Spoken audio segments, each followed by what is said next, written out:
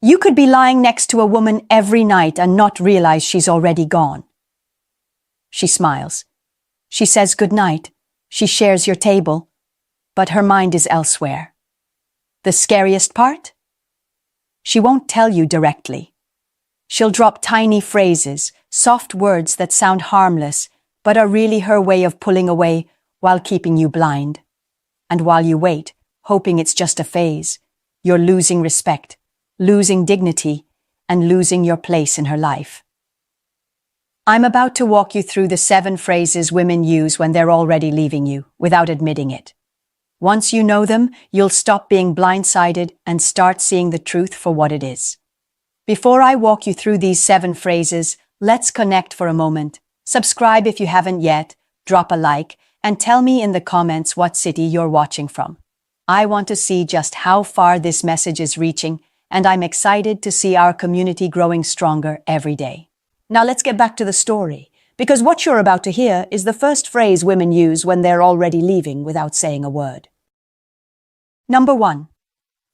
I feel disconnected. You hear that line, and your first instinct is to fix it. You start scrolling through memories for what you did wrong, promising yourself you'll talk more, plan a weekend, try harder in bed, be sweeter at dinner. Stop. That sentence is rarely the beginning of a problem. It's the quiet announcement that her attraction has already moved. When a woman still burns for you, connection doesn't need a speech. It shows up as eye contact, playful touch, impatience to be alone with you. Disconnected appears when the closeness has faded and she wants a soft exit ramp. Here's the psychology. People avoid saying, "I don't want you the way I used to." It threatens their self-image and invites accountability. So the mind reaches for a spiritual-sounding wrapper. Disconnection. It feels honest without being specific. Notice the supporting signals. Her replies get polite. Her phone becomes a tiny fortress. She doesn't initiate intimacy. Compliments stop. She's oddly energized for everyone but you. That's not a mystery. That's redirected desire. The impact on you is brutal if you handle it wrong.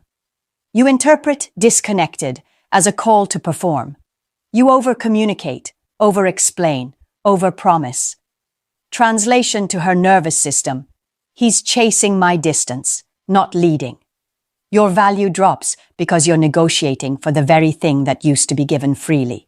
The more you plead, the less she feels. So you respond like a man who reads the room, not like a man who begs for it to change. Your testing move is simple and firm. I hear you. I want us to be clear, not confused. Let's set aside time this weekend for a real conversation about what's changed. I'll schedule it. You're calm, you're kind, and you're in control of the frame. You offer a container where honesty has to show up. No lectures, no guilt, a clear appointment with reality. What happens next tells you everything. If she leans in, keeps the appointment, brings specifics, shows willingness to rebuild, great. Now you can co-create a plan. Transparency with devices, genuine effort toward intimacy, shared routines that relight attraction. But if she dodges, postpones, or returns with vague poetry, I just need to feel more aligned, read the verdict. Avoidance is an answer. Misdirection is an answer. A woman who wants you will risk discomfort to keep you. Your decisive move, then, is dignity, not drama. If we can't have clarity, I won't live in confusion. I'm stepping back. You don't punish, you protect your center. You reduce availability, stop performing for crumbs, and end the open tab on your attention. Because a relationship can survive conflict, it cannot survive indifference disguised as wisdom.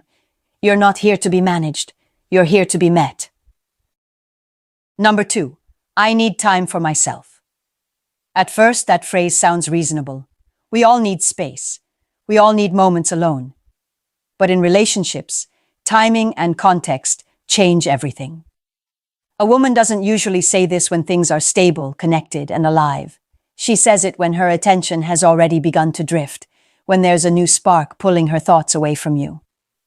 Time for myself often isn't about meditation retreats or self-discovery. It's about emotional freedom to explore without accountability. Here's the psychology. Human beings hate to admit betrayal outright, so the mind dresses it up. Instead of, I want distance because someone else excites me, she frames it as, I need space to find myself. This softens the guilt and makes her sound noble, even spiritual. Meanwhile, you're left thinking you should be patient, supportive, the understanding partner. But what's really happening is she's asking for freedom with a safety net. She wants to hold on to your loyalty while testing the thrill of disloyalty. The impact on you is dangerous if you misinterpret it. Too many men nod along. Of course, take all the time you need. I'll wait. That isn't love. That's self-abandonment. You become a placeholder, a backup plan, a man in suspension while she auditions a new life. The more you tolerate this fog, the less respect she has for you. Because the truth is simple. Desire doesn't ask for permission.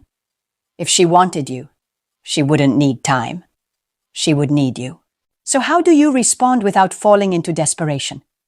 You use the testing strategy. Calmly, without sarcasm, you say, I respect your need for space. But I need clarity. Does this time mean we're still moving forward together, or does it mean you've already checked out?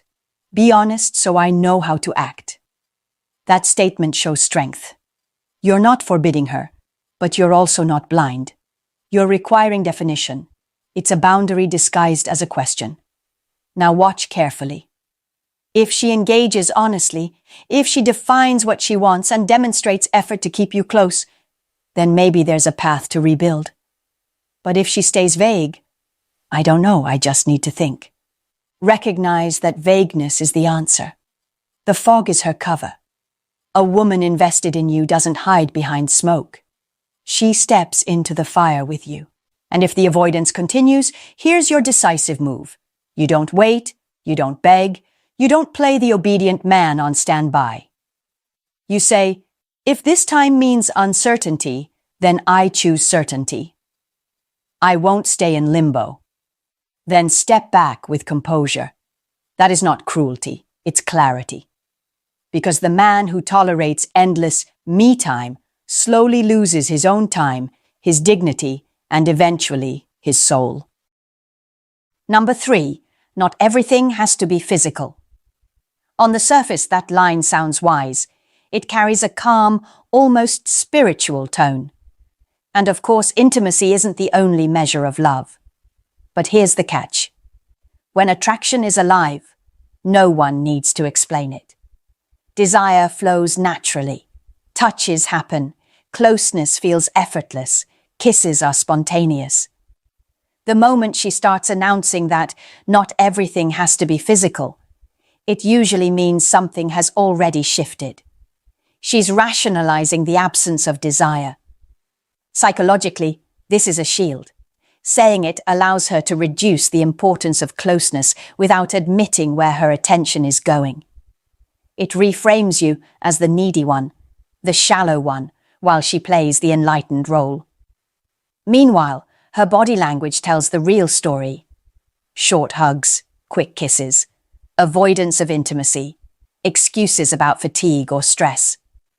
Her desire isn't gone. It's just not directed at you anymore. That's the hard truth most men refuse to face. The impact on you can be devastating. You start questioning yourself. Am I being too demanding? Am I insensitive? You stop initiating because you don't want to appear pushy. Slowly, you settle into the role of roommate instead of lover. And once that shift cements, you're not her man anymore. You're her provider, her friend, her safe background noise. All while someone else is awakening the very fire she denies exists. So how do you cut through the fog?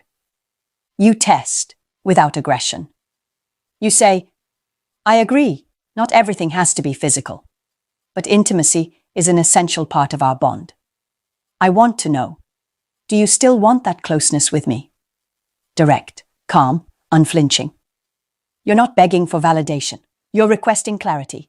And her answer or her silence reveals more than any excuse. If she reassures you and actively participates in reconnecting, if effort shows up in both her words and her body, you've got something to work with.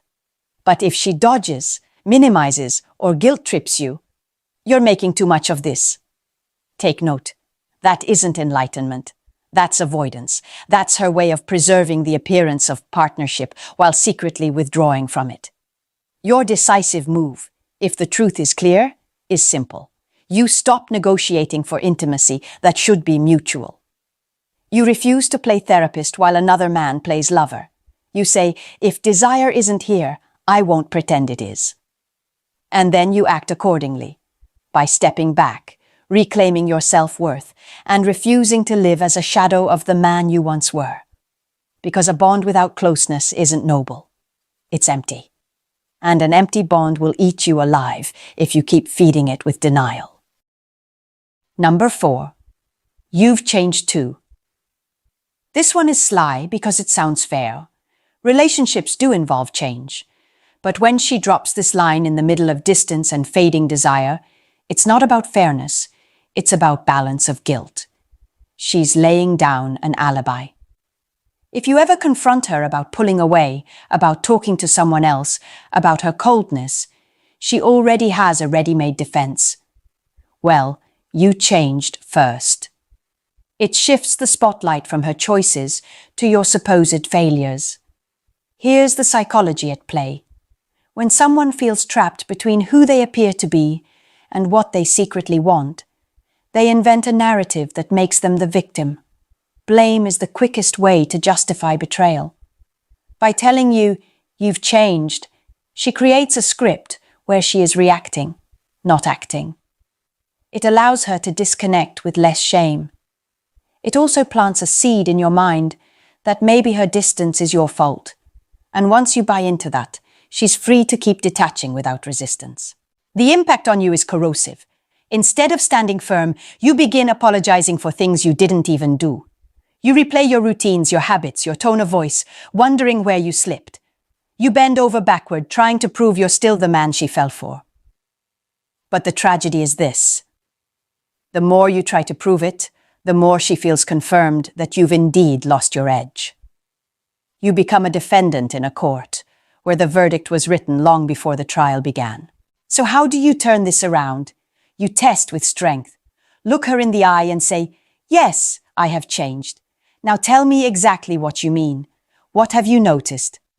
That response does two things. First, it disarms the vague accusation. Second, it puts the responsibility on her to provide evidence instead of throwing smoke. A partner invested in truth will get specific. She'll bring up habits, patterns, moments that can be discussed. But someone hiding behind manipulation will stay foggy, repeating the same line without substance. Now, if she dodges, I can't explain. It's just a feeling. That's your answer. She doesn't want clarity. She wants cover. And when cover becomes the theme, the relationship isn't about connection anymore. It's about her building an exit ramp while keeping her conscience intact. Your decisive move is to reclaim the frame. Yes, I've changed. I no longer tolerate vague blame. I don't play the guilty man when I've done nothing wrong. That statement flips the script. You're not the defendant. You're the judge of your own dignity. And once you refuse to carry false guilt, you step out of her emotional trap. Because the moment you stop accepting accusations without proof, you stop being her excuse, and you start being your own man again. Number 5. I don't want to talk right now, I'm tired. Every couple has tired nights, but when this phrase becomes a pattern, it's not about exhaustion. It's about escape. She isn't just tired, she's tired of you. That's the hard truth most men try to ignore. When a woman still desires you, she finds energy for conversation, for laughter, even for arguments. She might be exhausted from work, but one text from you can spark life again. When she starts using "I'm tired" as a shield, what she's really saying is, I don't care enough to deal with you. Here's the psychology. Avoidance is a slow form of exit. Instead of facing discomfort directly, she hides behind fatigue. It's non-confrontational, safe, and socially acceptable. Who can argue against someone being tired? It buys her time, and it slowly conditions you to stop expecting communication. Over weeks, this becomes progressive disengagement, her quiet way of turning the lights off on the relationship without admitting it. The impact on you is subtle but destructive. At first, you excuse it. She had a hard day, let her rest. Then you excuse it again. Before long, every meaningful conversation is postponed. You start to feel invisible. Your concerns shrink because you don't want to be pushy. The relationship slips into silence, and you end up living beside someone who no longer engages with you at all. And here's the kicker. Her energy isn't gone, it's redirected. She has energy to text someone else at midnight, but not to hear you out at 9 p.m. So what's the move? You don't throw a tantrum and you don't roll over either. You test. You say, "All right, rest tonight. But we need to sit down this weekend for a serious talk about the distance between us. I'll set the time." That line communicates two things: empathy and authority. You're not heartless, but you're also not a fool. You create a deadline for honesty, and you claim the role of the one steering the ship. Now, if she agrees and actually shows up for that talk, you'll know whether there's effort left. If she brings specifics, if she opens up, maybe the bond can be salvaged. But if she dodges again, cancels, or keeps pushing the talk into a vague future, the message is crystal clear. She's not interested in rebuilding. She just wants to avoid responsibility while you wither away. Your decisive move then is firm. If the conversations that matter never happen, then this relationship doesn't matter either. You don't have to shout. You don't have to beg. You simply stop investing in a dynamic where silence is the new intimacy. Because a man who keeps tolerating "I'm tired" as a permanent excuse doesn't just lose his partner, he loses himself. And you're not here to live half alive beside someone who already left in spirit. Number 6. I don't know what's going on with you. This one sounds innocent, even playful. She says it with a tilted head, maybe a small laugh, as if she's confused by your presence. But don't be fooled. This phrase is rarely about genuine confusion. It's a maneuver. It flips the script and puts you on the defensive. Suddenly, you're the mystery, the unpredictable one, while she sits in the position of observer. It feels flattering in the moment, but underneath, it's an emotional trap. Psychologically, this is a projection tactic. She knows exactly what's going on. Her desire is fading, her attention is wandering, her energy is moving elsewhere. But admitting that would require honesty and accountability. So instead, she disguises it as curiosity about you. By saying she doesn't understand what's happening with you, she places the responsibility and the tension on your shoulders. Now you feel pressure to explain yourself, to perform clarity, to prove you're not the one making things strange. The impact on you is subtle but powerful. You get hooked by the ambiguity. You wonder if she's seeing something you can't. You start analyzing yourself, trying to adjust to a criticism that was never concrete. And in that loop, you lose your position as the leader of your own life. You stop being the man who decides, and you become the man who reacts. That shift alone can drain your confidence and make you easy to manipulate. So how do you handle it? You test, you don't take the bait. You respond with calm precision. I see things clearly. We're drifting apart. If you think otherwise, then let's sit down and define what's really happening. I don't play in the gray zone. That answer does two things. It asserts your clarity and challenges her to bring something real to the table. You're not confused, and you're not willing to be toyed with. If she meets you in that clarity, if she actually talks, brings details, and shows she wants to rebuild, then maybe there's room to fix the bond. But if she keeps circling back to the same vagueness, if she dodges or laughs it off, understand this: she's not looking for truth. She's using haze to keep you on the hook while she feeds her energy elsewhere. Your decisive move is simple. You don't wrestle with fog. You say, if we can't have clarity, then I won't stay in confusion. Then you act on it by stepping back, reclaiming your time, and refusing to be cast as the problem when the problem is her lack of honesty. Because a real man doesn't waste himself decoding games. He demands straight talk, or he walks. Number 7. I love you, but I'm not in love with you. Out of all the lines, this one is the most polished. It's been rehearsed, recycled, and passed around in countless breakups. At first, it sounds gentle. She still loves you. She still cares. But look closer. It's an emotional execution wrapped in pretty paper. What she's really saying is, you're safe, you're familiar, but you no longer light me up. It's not affection. It's pity. And pity is not the soil where attraction grows. Here's the psychology. Human beings hate being the villain. This phrase allows her to leave while keeping her image intact. By splitting love into two categories, love as care and in love as passion, she creates a loophole. She can tell herself she's being honest, even compassionate, while still pulling away. The truth is, when desire dies, the words, I love you, become a tranquilizer. They numb the pain long enough for her to step out without looking cold-hearted. The impact on you is devastating if you take it at face value. You hear, I love you, and cling to it like a lifeline. You convince yourself there's still something worth saving. You double your efforts. More gifts, more dinners, more surprises, thinking you can reignite the flame. But the more you try, the more invisible you become. Because she doesn't need more of your effort. She's already given her emotional effort to someone else, even if it's only in her fantasies. So what do? You test. Not with flowers or speeches, but with clarity. You say, if that's how you feel, I need to know. Are you willing to rebuild with me, or are you already gone? That question forces a choice. It removes the comfort of half-truths. A woman who truly wants to work it out will step forward and commit.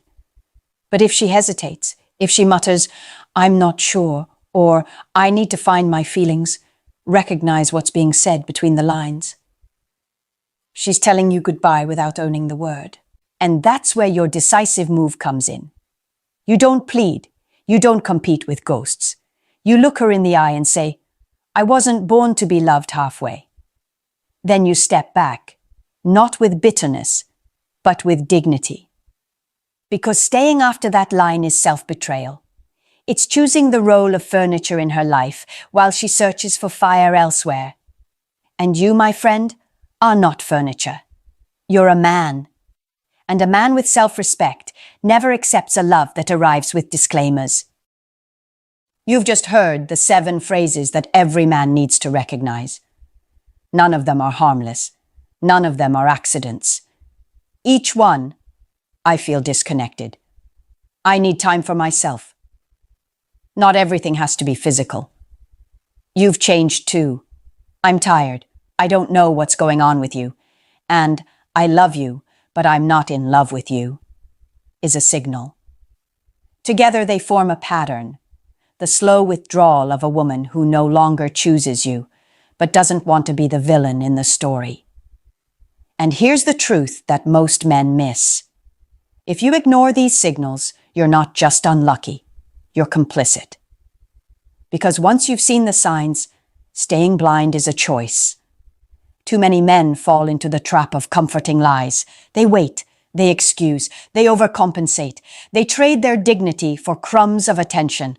That's not loyalty, that's self-destruction. The smarter move isn't to explode or to beg, it's to test. Every phrase can be answered with clarity. Set the talk, demand specifics, ask the hard question. Not in anger, not in panic, but in calm strength. That's how you find out if there's anything real left, or if she's already gone in spirit. And once the truth shows itself, you act. You don't live in limbo. You don't settle for half a bond. You decide. Because a relationship can survive arguments, routine, even conflict. What it cannot survive is indifference, wrapped in polite excuses. And a man who accepts excuses instead of truth is not a partner. He's a placeholder. You're not here to be a placeholder. You're here to be chosen, fully, by someone who still feels fire for you. So here's your next step. Comment below. I see the signs clearly now. Subscribe to this channel if you want more tools to protect your mind, your dignity, and your future. Share this video with that friend who keeps justifying the unjustifiable. Let him hear what you just heard. Because men who wake up don't chase shadows. They don't beg for clarity. They don't settle for pity disguised as love. They test. They confirm. And when the truth is out, they choose themselves. That's not arrogance, it's self-respect. And self-respect is the one thing no one can take from you unless you give it away. Here's the truth most men don't want to face. Women cheat differently than men. They don't just stumble into it. They prepare, they detach, they justify. And by the time you notice, it's already over. That's why so many men get blindsided. But betrayal doesn't just appear out of thin air. It happens when 3 conditions collide. 3 specific things that, once in place, almost guarantee she'll look elsewhere. If you don't know what they are, you're vulnerable. But if you do, you'll see the danger signs long before she crosses the line. In this video, I'll walk you through those 3 things step by step. Can someone look you in the eyes, whisper, "I love you," and still betray you behind your back? The uncomfortable truth is yes. That's not what you want to hear, but it's the first dose of reality you need. Too many men cling to the illusion that love automatically equals loyalty. But if you've been alive long enough, you already know the two don't always travel together. And when it comes to women, this gap can be devastating. The problem starts with definitions. Men usually have a singular, almost tunnel vision idea of what love means. For most men, love is passion, desire, closeness, and physical connection. If those are alive, he feels secure. If those are gone, he feels abandoned. But women see love through a wider lens. Psychology breaks it down into 4 major categories, and when you understand these, you'll see why a woman can cheat and still claim she loves you. The first is eros. This is the fiery, intoxicating love of passion and closeness. It's the kind of love that keeps couples up all night, that pulls them into each other's orbit like gravity. It's addictive, it's exciting, and it's what most men crave. The second is philia. This is the bond of friendship, the calm, steady connection between equals. When couples have been together for years and the fire of passion cools, philia is often what remains. She may still love you in this way, but it's not the kind of love that stops her from seeking passion elsewhere. The third is storge. This is the natural affection between parents and children.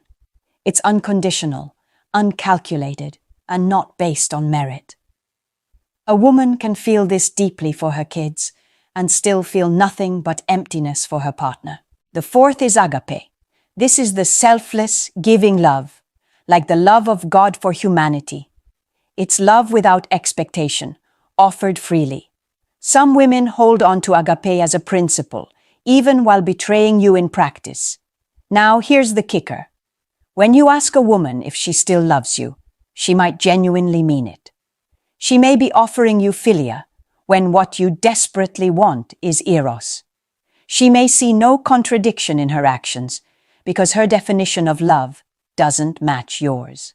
Meanwhile, you're left confused, trying to reconcile words with actions that don't line up. That's why so many men stay in relationships long after trust is broken.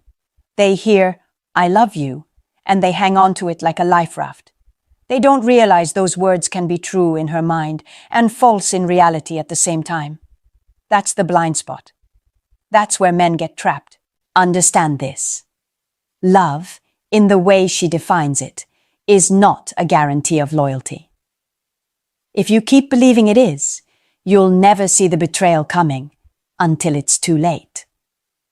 Now that you understand why love doesn't always mean loyalty, let's cut straight into the 3 real reasons women cheat. Number 1, when she craves variety and feels starved. You've probably heard the old cliché. Men cheat for variety, women cheat for emotion. And most men nod along, thinking women are naturally more loyal, that they don't crave change the way men do. That's one of the most dangerous lies you can believe. Because here's the truth. Women also crave variety.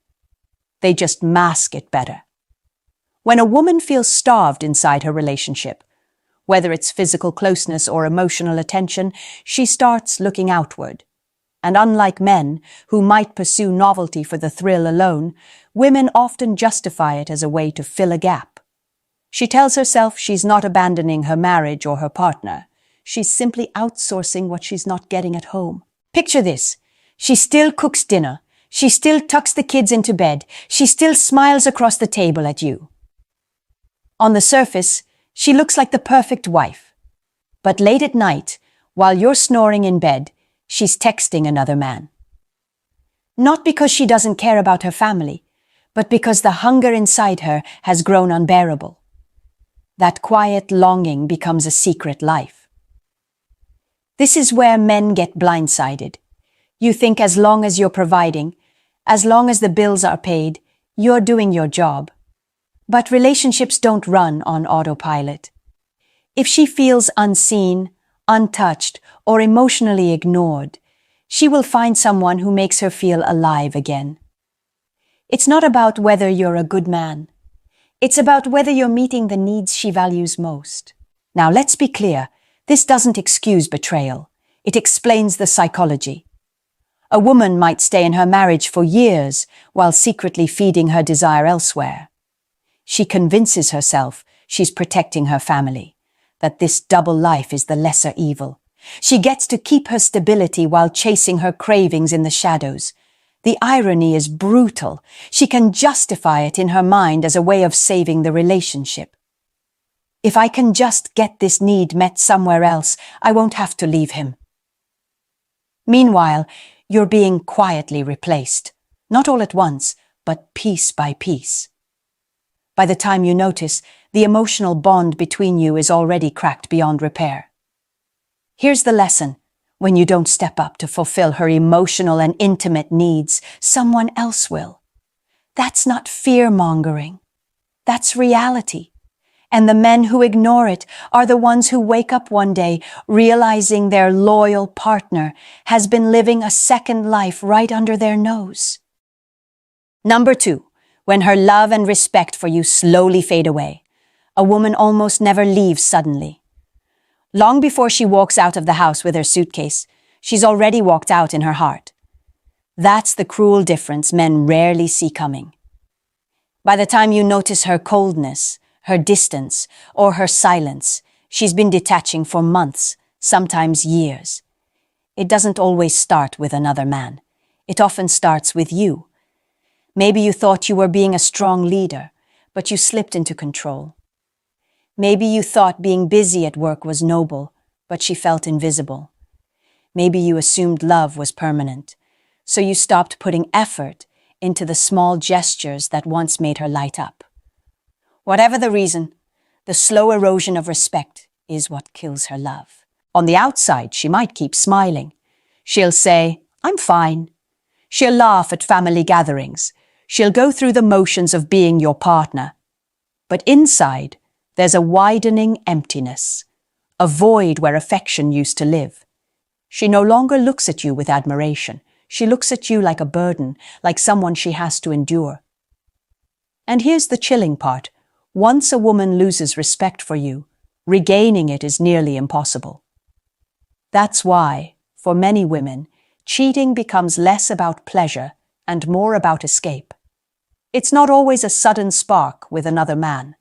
It's the slow drip of disappointment, the suffocating weight of unmet needs, until she convinces herself, I deserve to feel alive again. When her respect dies, when her affection dries up, the door to betrayal opens wide. This is why men often feel blindsided. You thought things were fine. She told you they were. But women are experts at maintaining the facade while secretly disconnecting. By the time she acts out, she's already built her exit strategy emotionally. Cheating, in this case, isn't random. It's the final step of a long process of detachment. Understand this. Once a woman has emotionally checked out, leaving her will hurt you more than it hurts her, because she's already gone. And if you're blind to the signs, you'll cling to a ghost, wondering how it all crumbled so suddenly. The reality is harsh but simple. Love doesn't die overnight. It withers when respect fades, when admiration is replaced with resentment, when closeness is replaced with silence. And once she crosses that line, betrayal isn't a question of if, it's a matter of when. Number 3. When fear and circumstances push her into someone else's arms. Not every act of betrayal comes from passion. Sometimes it's born out of fear. Fear of being alone. Fear of starting over. Fear of financial instability. Of raising kids without support. Of what friends or family will say. A woman doesn't always cheat because she's deeply in love with someone else.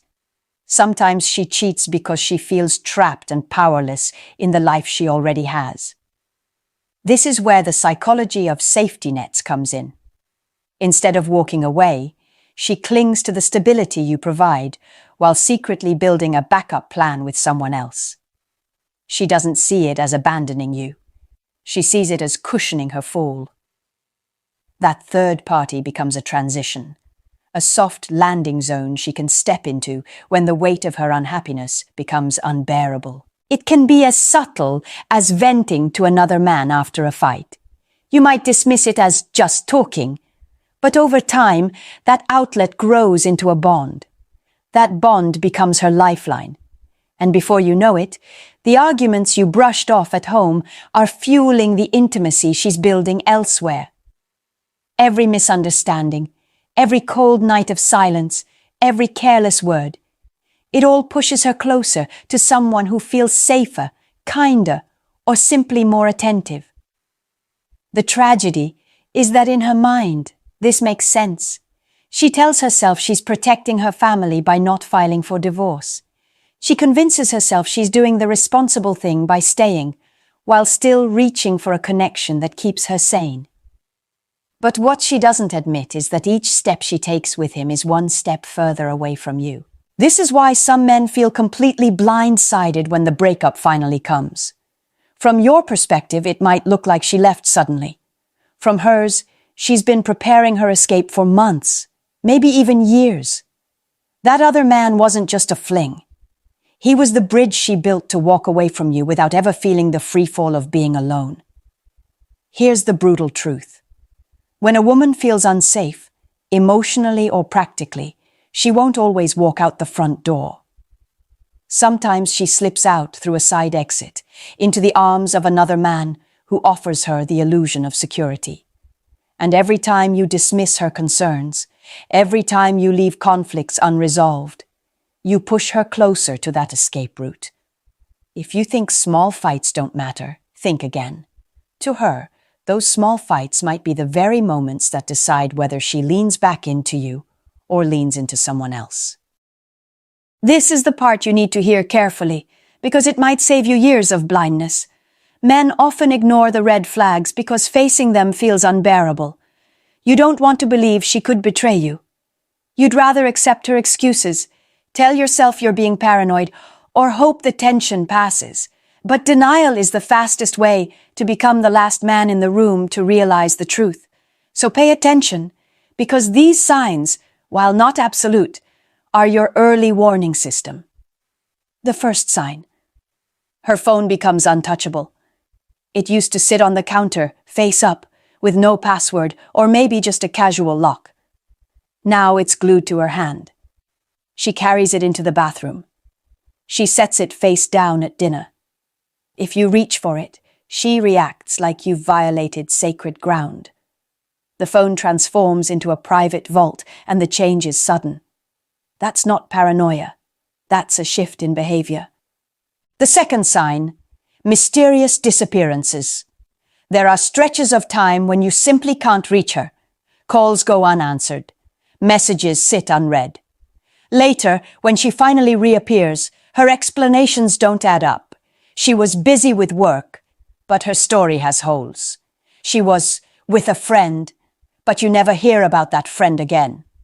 When a woman becomes unavailable in ways she never was before, that's a signal she's investing her time elsewhere.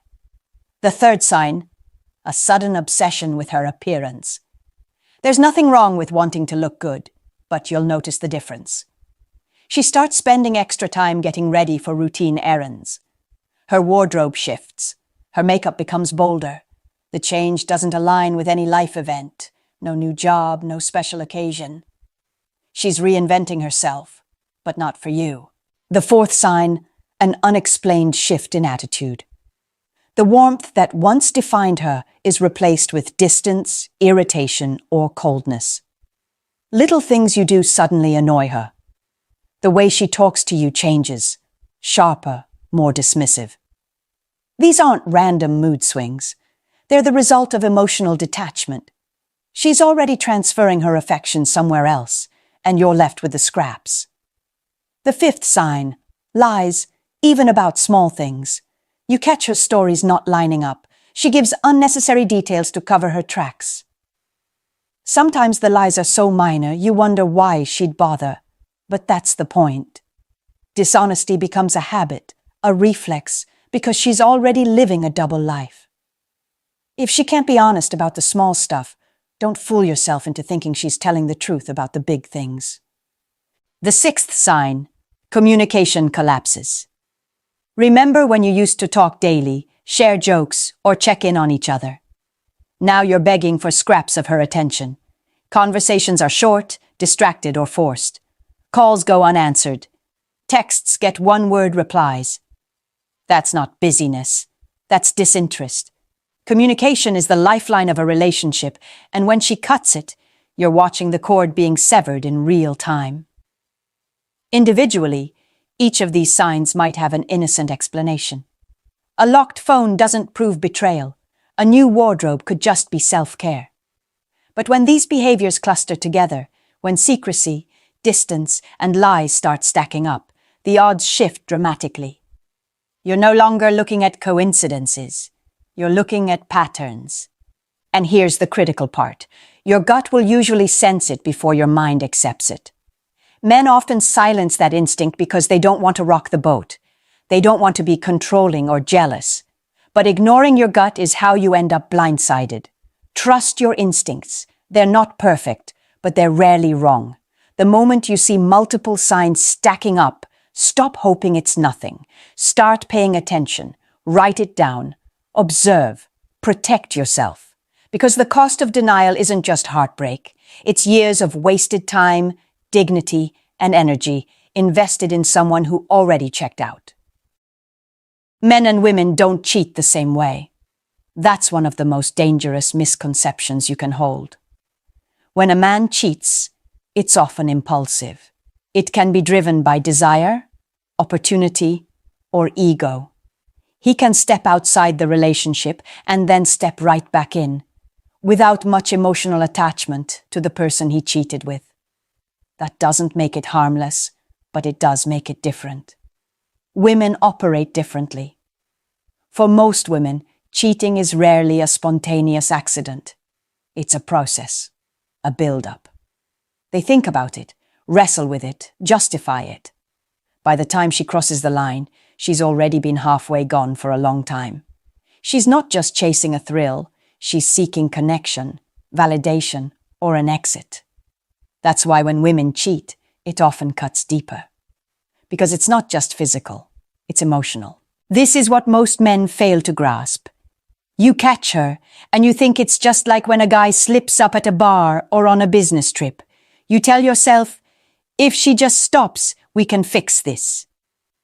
But what you don't see is that her betrayal is layered with months, maybe years, of emotional detachment. She didn't stumble into someone else's arms. She walked there step by step, while you were still convinced everything was fine. That's why, when men finally uncover the truth, it feels like a bomb has gone off. You thought you were losing her attention slowly. In reality, you lost her heart long before you discovered the evidence. By the time she's physically unfaithful, the emotional bridge back to you is already burned. Here's the harsh reality. Women rarely cheat without feelings, and those feelings don't just vanish once the affair is exposed. That's why so many men struggle to win her back after betrayal, while she feels almost relieved it's out in the open. For her, the act of cheating wasn't the beginning of the end. It was the conclusion of a long, silent journey away from you.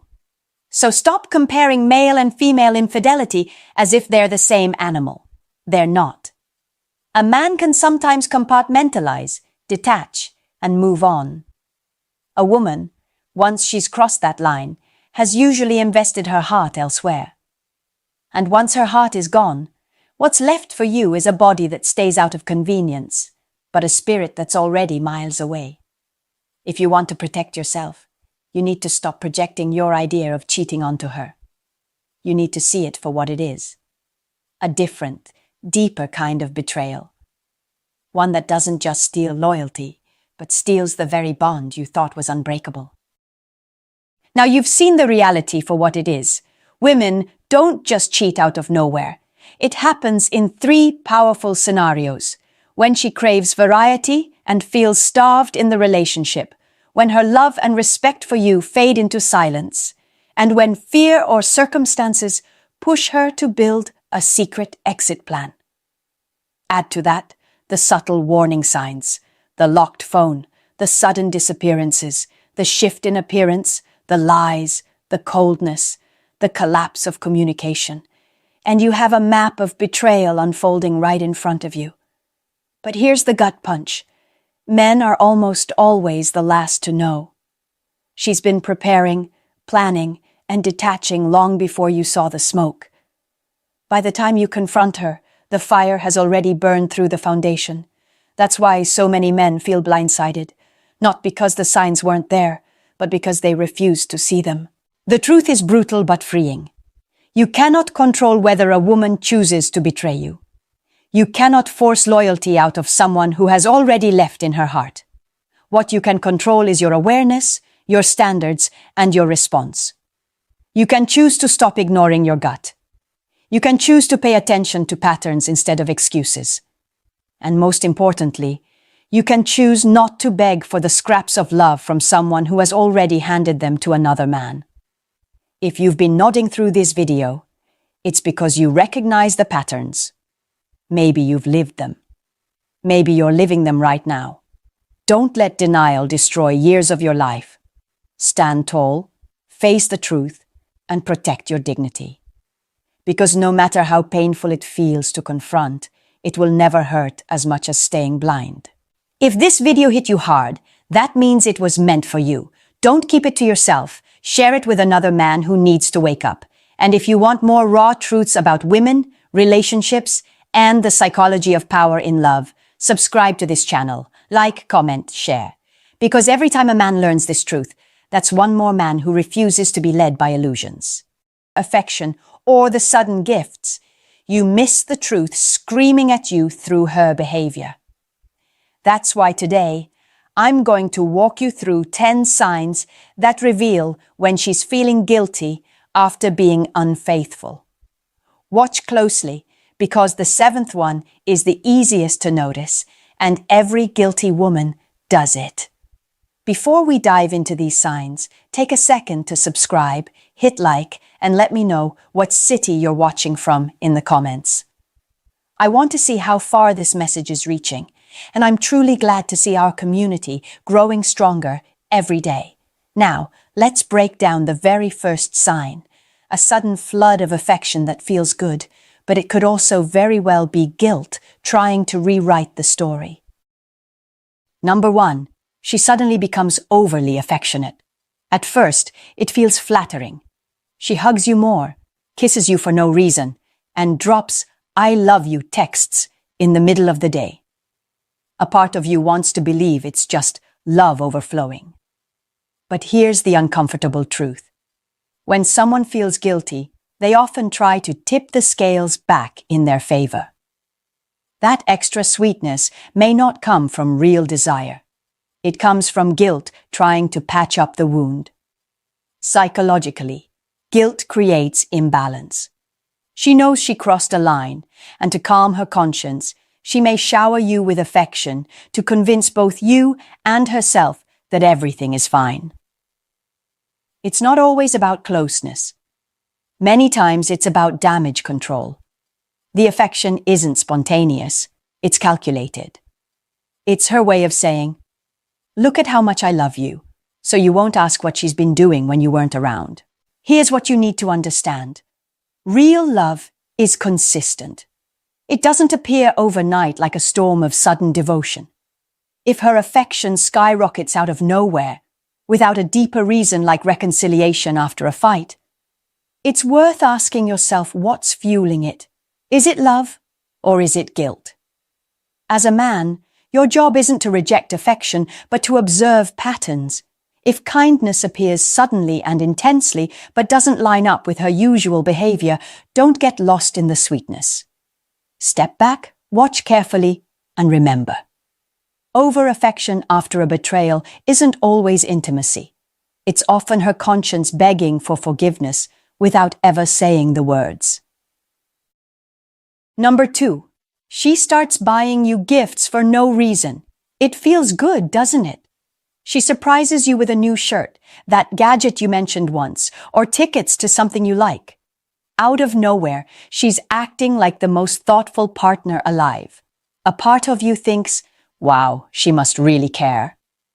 But here's what most men never realize. Sudden generosity is one of guilt's favorite disguises. This is what psychologists call guilt spending. When someone does something they know is wrong, the weight of that guilt can become unbearable. To balance it out, they try to repay without admitting the truth. A new gift is easier than a confession. A surprise dinner is easier than facing what she's done. These gifts aren't about you. They're about her trying to silence her conscience. The danger is simple. Men often confuse gifts with love. You get distracted by the shiny object in front of you and miss the bigger question. Why now? Why is she suddenly so generous? Real affection isn't measured in things. It's measured in consistency, effort, and presence. Here's the mindset you need. Accept the gift, but don't let it blind you. Keep your focus on the behavior behind the gesture. If her generosity appears suddenly after weeks or months of emotional distance, it's not romance. It's reparations. And reparations mean there's a wound she's trying to cover up. Remember this. A gift can never erase betrayal. If you see sudden generosity with no clear reason, it may not be her love speaking. It may be her guilt trying to buy silence. Number 3. She suddenly takes an unusual interest in your day. It starts with small questions. How was work? What did you eat? What time did you get home? On the surface, it looks like she finally cares about the details of your life. You might even feel appreciated for once. But here's where you need to be sharp. When curiosity explodes overnight, it's often not about closeness. It's about covering tracks. Guilt makes people want to shift attention. If she's asking about every little thing in your routine, it's not because she's suddenly fascinated with your office meetings or lunch choices. It's because the more she gets you talking, the less you'll notice what she's hiding. It creates a smokescreen, fake intimacy that distracts you from her own movements. Men often mistake this for genuine care. They feel good when their partner acts more interested than usual. But true interest grows gradually and shows up in follow-up actions, remembering what you said, supporting your goals, or engaging in meaningful conversations. Sudden interrogation-style interest is different. It's shallow, repetitive, and oddly timed. Here's the principle. When someone floods you with questions that don't match their past behavior, don't just answer. Observe. Ask yourself, is she truly connecting with me, or is she redirecting my attention? Real connection makes you feel seen. Fake connection makes you feel distracted. Never confuse surveillance with love. If her sudden interest feels more like an act than a bond, you're not looking at closeness. You're looking at guilt trying to hide in plain sight. Number 4. She gets defensive over simple questions. You ask something harmless like, "Where were you?" or "Who were you with?" And suddenly, it's like you've accused her of a crime. Her tone sharpens, her body stiffens, and instead of answering, she lashes out. You're left wondering why a casual question turned into an argument. Here's the psychology. Guilt breeds paranoia. When someone is hiding something, even the simplest questions feel like an attack. It's not your words that spark the explosion. It's the truth she doesn't want to reveal. Her defensiveness is less about you and more about the silent weight she's carrying inside. The trap most men fall into is reacting emotionally. You start defending yourself, insisting you weren't accusing her. Or worse, you back down and avoid questions altogether. That's exactly what guilt-driven defensiveness feeds on. It trains you to stop asking. Instead, you need to recognize what's really happening. A secure partner can answer calmly. A guilty partner reacts like she's on trial. Watch her nonverbal cues, sudden anger, nervous gestures, or a shift in eye contact. These are signs of internal panic, not honest communication. Here's the rule. Don't argue. Don't chase explanations. Stay calm and observe. The more defensive she gets over questions that shouldn't be threatening, the clearer it becomes that something isn't right. Remember, real trust doesn't break under small questions. If every inquiry feels like a battlefield, you're not dealing with healthy communication. You're dealing with guilt dressed up as outrage. Number 5. She suddenly changes her routine. Out of nowhere, she's cooking dinner more often, suggesting movie nights, or sitting with you to watch the shows she never cared about before. At first, it feels like a dream. She's finally putting in effort, finally acting like the partner you always wanted.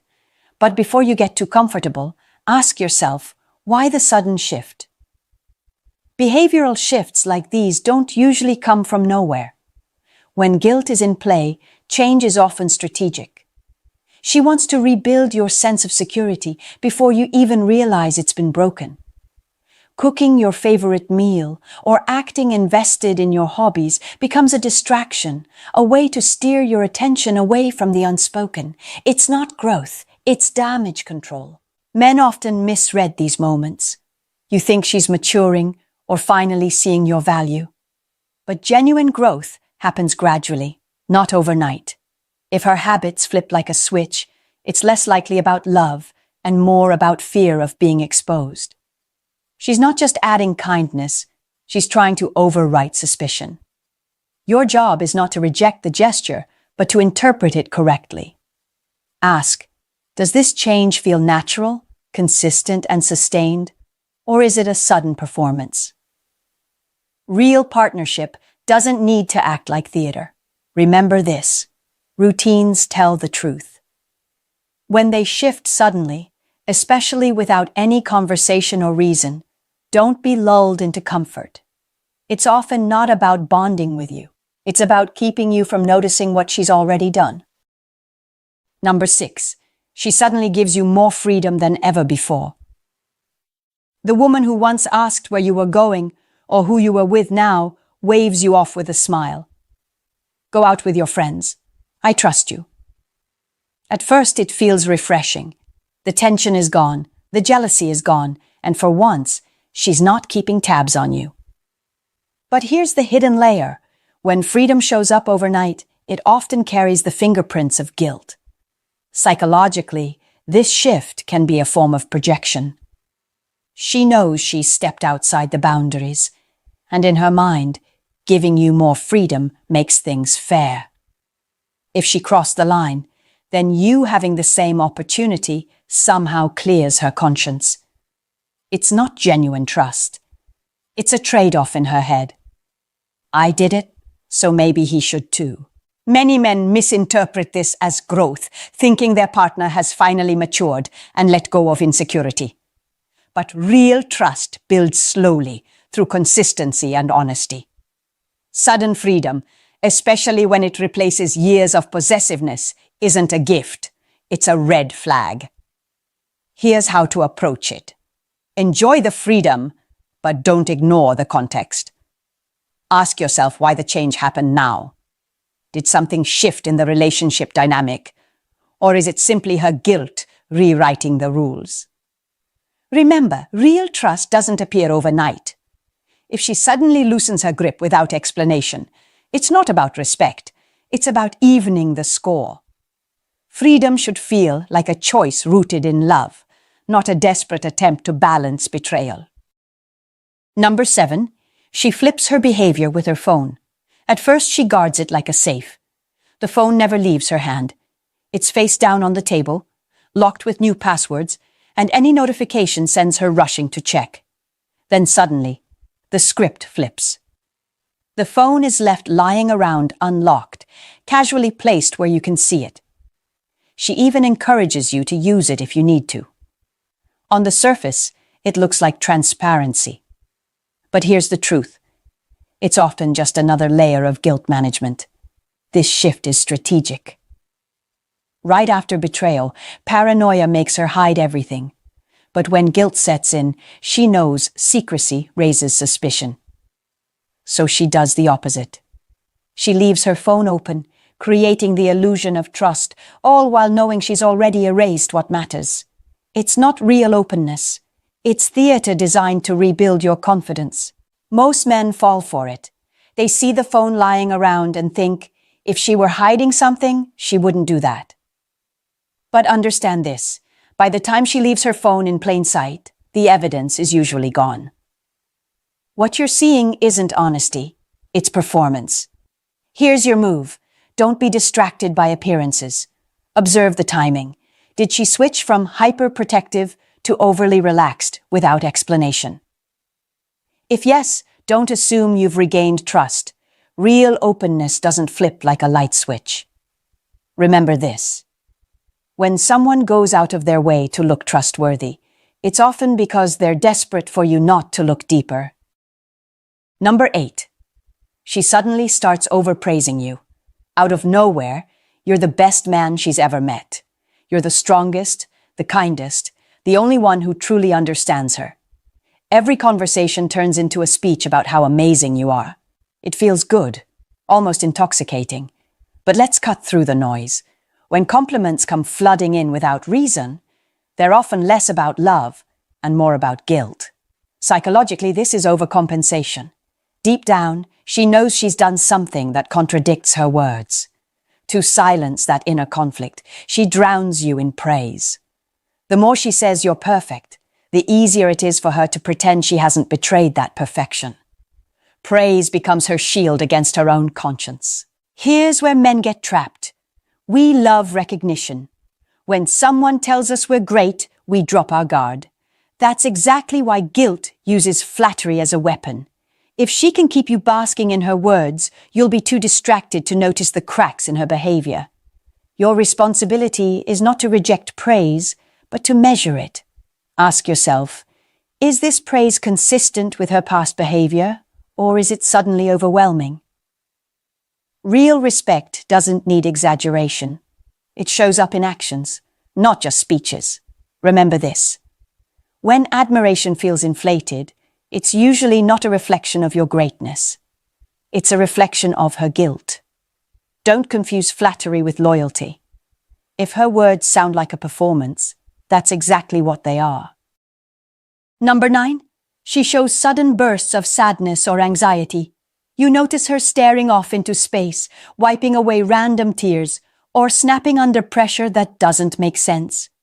She blames it on work stress, hormones, or just feeling off. But the timing is strange. The emotions seem to come out of nowhere, and they don't line up with the circumstances. What you're witnessing may not be random mood swings, it may be guilt taking its toll. Psychologically, guilt is heavy. It doesn't just sit quietly in the mind, it leaks into emotions. When someone carries a secret that clashes with their identity, it creates internal conflict. That conflict often shows up as unexplained sadness, irritability, or stress. She's not crying because of you. She's crying because her conscience won't let her rest. Here's where men go wrong. They rush in to fix it. You hug her, reassure her, or bend over backwards to lift her mood. But when guilt is the root cause, your comfort doesn't solve anything. It only gives her a temporary escape while the truth keeps eating at her. The smarter move is to step back and observe. Do these emotional breakdowns happen more often after suspicious changes in behavior? Do they appear with no clear trigger? If yes, don't ignore the pattern. Remember, genuine stress has clear sources: work deadlines, family issues, health concerns. But guilt-driven emotions erupt unpredictably. If her sadness feels misplaced and disproportionate, it's not random. It's the weight of betrayal pressing down, and it's a sign you can't afford to overlook. Number 10. She starts bringing up cheating indirectly. You're watching a movie together, and suddenly she comments, "I can't believe someone would cheat on their partner like that." Or she brings up a friend's story of betrayal, shaking her head in disgust. On the surface, it sounds like she's condemning disloyalty. But pay attention. When someone repeatedly talks about cheating out of nowhere, it's often more than commentary. It's confession in disguise. Psychologically, guilt looks for release. Carrying a secret creates unbearable tension, and indirect speech becomes a safety valve. By criticizing someone else's betrayal, she distances herself from her own actions while secretly acknowledging them. It's a way of confessing without ever being held accountable. Many men dismiss these moments, thinking, "At least she's against cheating." But the irony is, the louder she condemns it in others, the more likely she's trying to silence the voice inside her. Her comments aren't casual. They're a mirror of her own conscience. Here's the key. Don't ignore these disguised confessions. When a woman repeatedly brings up betrayal in conversations that don't call for it, that's not random. That's her guilt leaking through. Your response doesn't have to be confrontation. It should be observation. Connect the dots between her words and her actions. If talk of cheating coincides with other suspicious shifts in behavior, you're not just listening to commentary. You're listening to guilt, speaking in code. Remember this: indirect confessions are still confessions. Ignore them, and you risk missing the clearest sign her conscience will ever give you. When you step back and look at all these signs together, a pattern begins to form. One random gift doesn't mean betrayal. A single burst of affection doesn't prove guilt. But when these behaviors stack up, when she suddenly becomes overly affectionate, showers you with gifts, asks endless questions, gets defensive, shifts her routine, grants you freedom, flips her phone habits, overpraises you, breaks down emotionally, and brings up cheating out of nowhere, then it's no longer coincidence. It's a story her behavior is telling you, even if her words never will. Here's the harsh truth most men don't want to hear. Guilt changes behavior, and once it sets in, it bleeds into everything.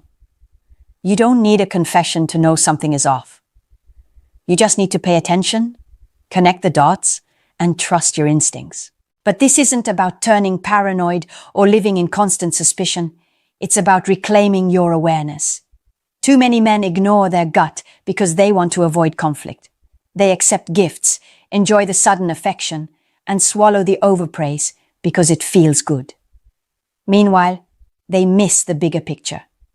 Don't let comfort blind you to reality. If you see multiple signs showing up at once, take it seriously.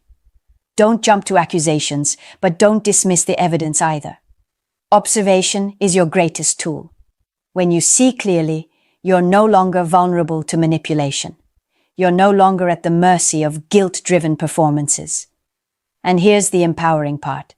Whether or not betrayal has already happened, these moments are your opportunity to set standards. They're a wake-up call to demand honesty, consistency, and respect. To remind yourself that you deserve a relationship rooted in truth, not distraction, not performance, and not guilt-driven acts. So, if you want to stay sharp, protect your peace, and never be blindsided by emotional games, hit that subscribe button. Like this video, and share it with the men who need this wake-up call. Comment the sign you've recognized in your own experience. Sharing it could help another man see what he's been blind to. Every week, I'll bring you more insights to help you cut through illusions, reclaim your power, and lead your relationships on your terms. Here's the thing about lies. They're rarely perfect. No matter how carefully she chooses her words, her body will always give her away. You've seen it. A sudden swallow, a shaky voice, or restless hands she can't keep still. Those little glitches are not accidents. They're the nervous system spilling secrets the mouth wants to hide. And yet most men look right past it, desperate to believe what they're being told. That desperation comes at a price: time, dignity, and power. But you don't have to pay it. I'm about to show you 10 signs that cut straight through the mask. Watch closely, because the moment you learn these cues, you'll never fall victim to her lies again. As a psychologist and relationship coach, I've seen men lose years of their lives ignoring signals that were right in front of them. That's why I'm passionate about teaching you to spot these signs before it's too late. Hit subscribe now, drop a like, and share in the comments if you've ever noticed something subtle that didn't add up. Your story might resonate with another man watching right now. And in just a moment, I'll break down the very first sign, one you've probably overlooked countless times. Number 1. Swallowing. When a person lies, their body often betrays them before their words do. One of the most common giveaways is an unconscious tightening of the throat. Stress activates the body's fight or flight response, and when that happens, muscles around the esophagus constrict. This makes swallowing harder, so you may notice her taking more gulps than usual, even if she doesn't have a glass of water nearby. It's not about thirst. It's about tension she can't hide. Picture this. You ask her about a message you saw pop up on her phone. The room is quiet. Her eyes dart for just a moment, and then, there it is, a dry swallow. Then another. She finally speaks, but the pause has already spoken louder than her words. These little physiological cues are rarely random. They're the body's desperate attempt to manage pressure when the mind is scrambling for a believable answer. Now, does that mean every swallow equals a lie? No. Sometimes people are nervous simply because of the confrontation itself. But here's the difference. If you see this reaction paired with other signs from this list, the chances increase that something is being concealed. Your job as a man isn't to call her out instantly. That's how you lose control of the conversation and hand her the emotional upper ground. Instead, stay silent. Watch. Let the discomfort play out. The more space you give, the more her body will reveal. Power doesn't come from accusing. It comes from observing, remembering, and letting the truth expose itself without you saying a word. Number 2. Licking the lips. When someone is under stress, the body reacts in subtle but telling ways. One of those is reduced saliva production. Her mouth dries out, and instinctively she moistens her lips or even bites them. To an untrained eye, it might look seductive. To a man who understands psychology, it's often the nervous system exposing pressure. Imagine this. You ask her about where she was last night. Instead of answering right away, she runs her tongue across her lips, maybe twice. She tries to continue talking, but her jaw tightens, her lips press together unnaturally. That dryness in her mouth isn't just physical, it's emotional tension manifesting in her body. Now here's the trap most men fall into. They confuse lip-licking with attraction. She might even rely on that confusion.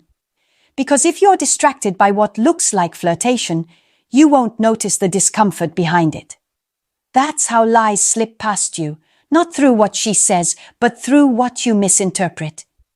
Does it always mean she's lying? No. Stress, fatigue, even an uncomfortable conversation can cause dry mouth. But when you see this alongside other signs, like a sudden swallow, a shift in tone, or restless hands, don't ignore it. Your move is simple. Don't react. Don't accuse. And definitely don't let your desire cloud your judgment. Pay attention to the pattern. Watch how often it happens and under what kind of questions. That's where the truth is hiding, in the consistency of her unconscious tells. Number 3. Answering with questions.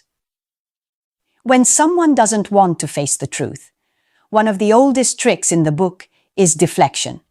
Instead of answering you directly, she throws the ball back in your court with another question. Psychologically, this is a stalling tactic.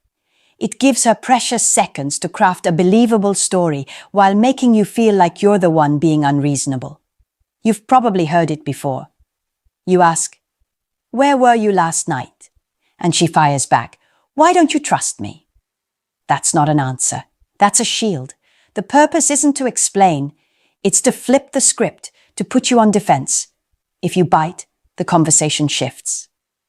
Suddenly, you're the one explaining yourself, defending your suspicion, while her lie quietly escapes the spotlight.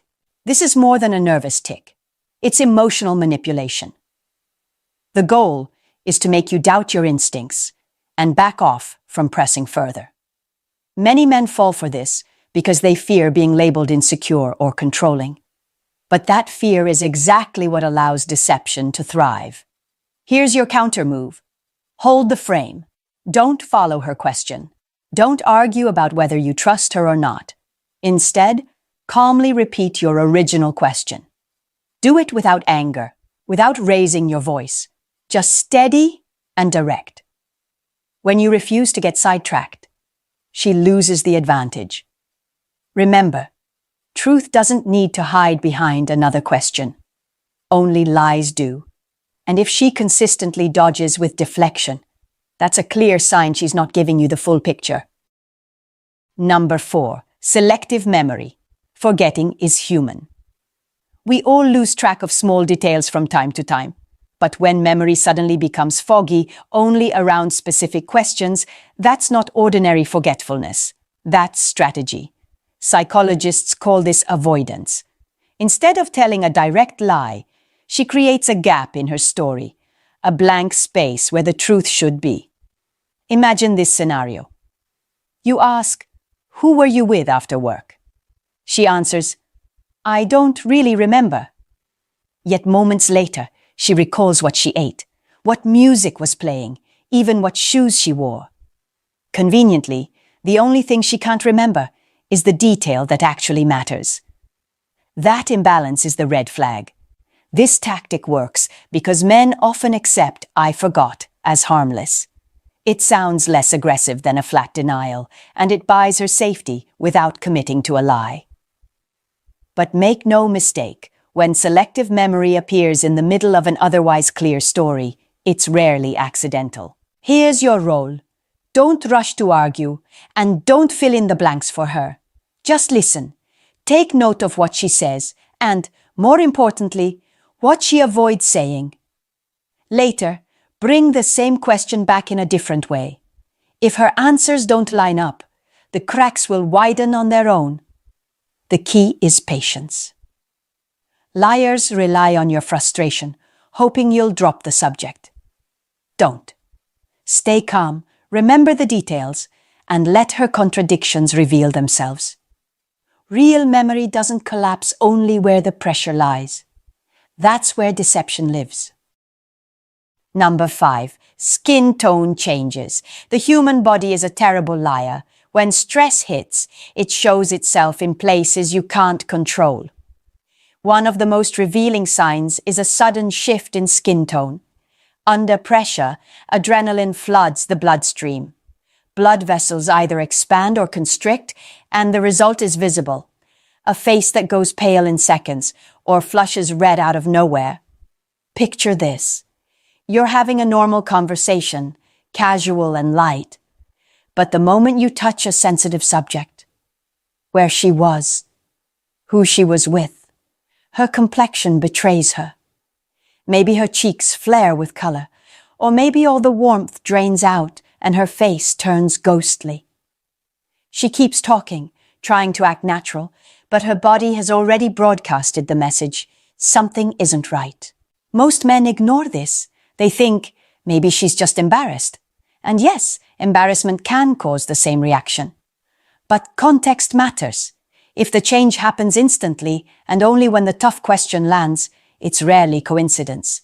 It's the body sounding the alarm. Here's your move. Don't call it out. The moment you point and say, "Why are you blushing?" you give her a chance to cover it up, to laugh it off.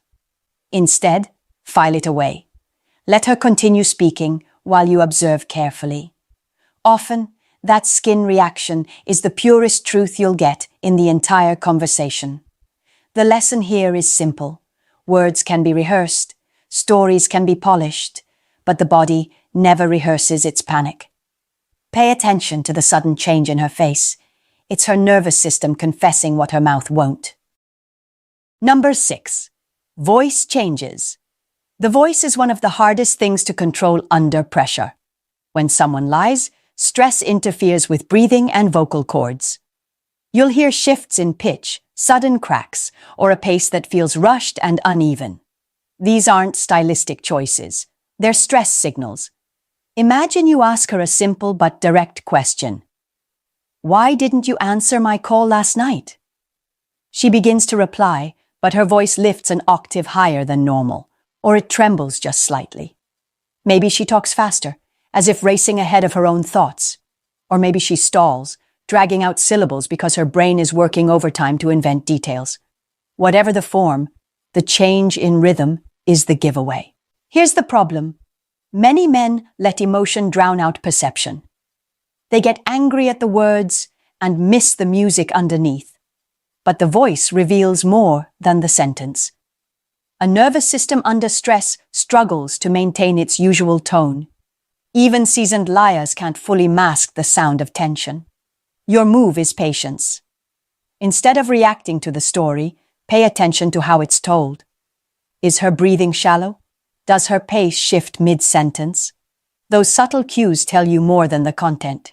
If her voice consistently falters only when certain topics are raised, that's not coincidence, that's exposure. Remember this rule. Words can deceive, but tone always betrays.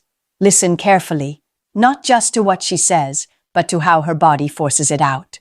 That's where the truth leaks through. Number 7. Hiding the hands. Hands are more honest than words. When the mind is busy constructing a lie, the body often reveals the tension through the hands.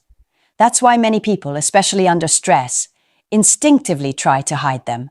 They shove them into pockets, cross their arms tightly, or keep their palms pressed flat against a surface. It's not comfort, it's concealment. Picture this. You're sitting across the table, asking her about something that doesn't add up. Instead of gesturing naturally like she usually does, her hands vanish beneath the table, or she clasps them tightly together in her lap. She may even tuck them under her arms, as if she's bracing against exposure. These are unconscious moves. She's not planning them. They're her nervous system's attempt to keep from leaking the truth through involuntary gestures.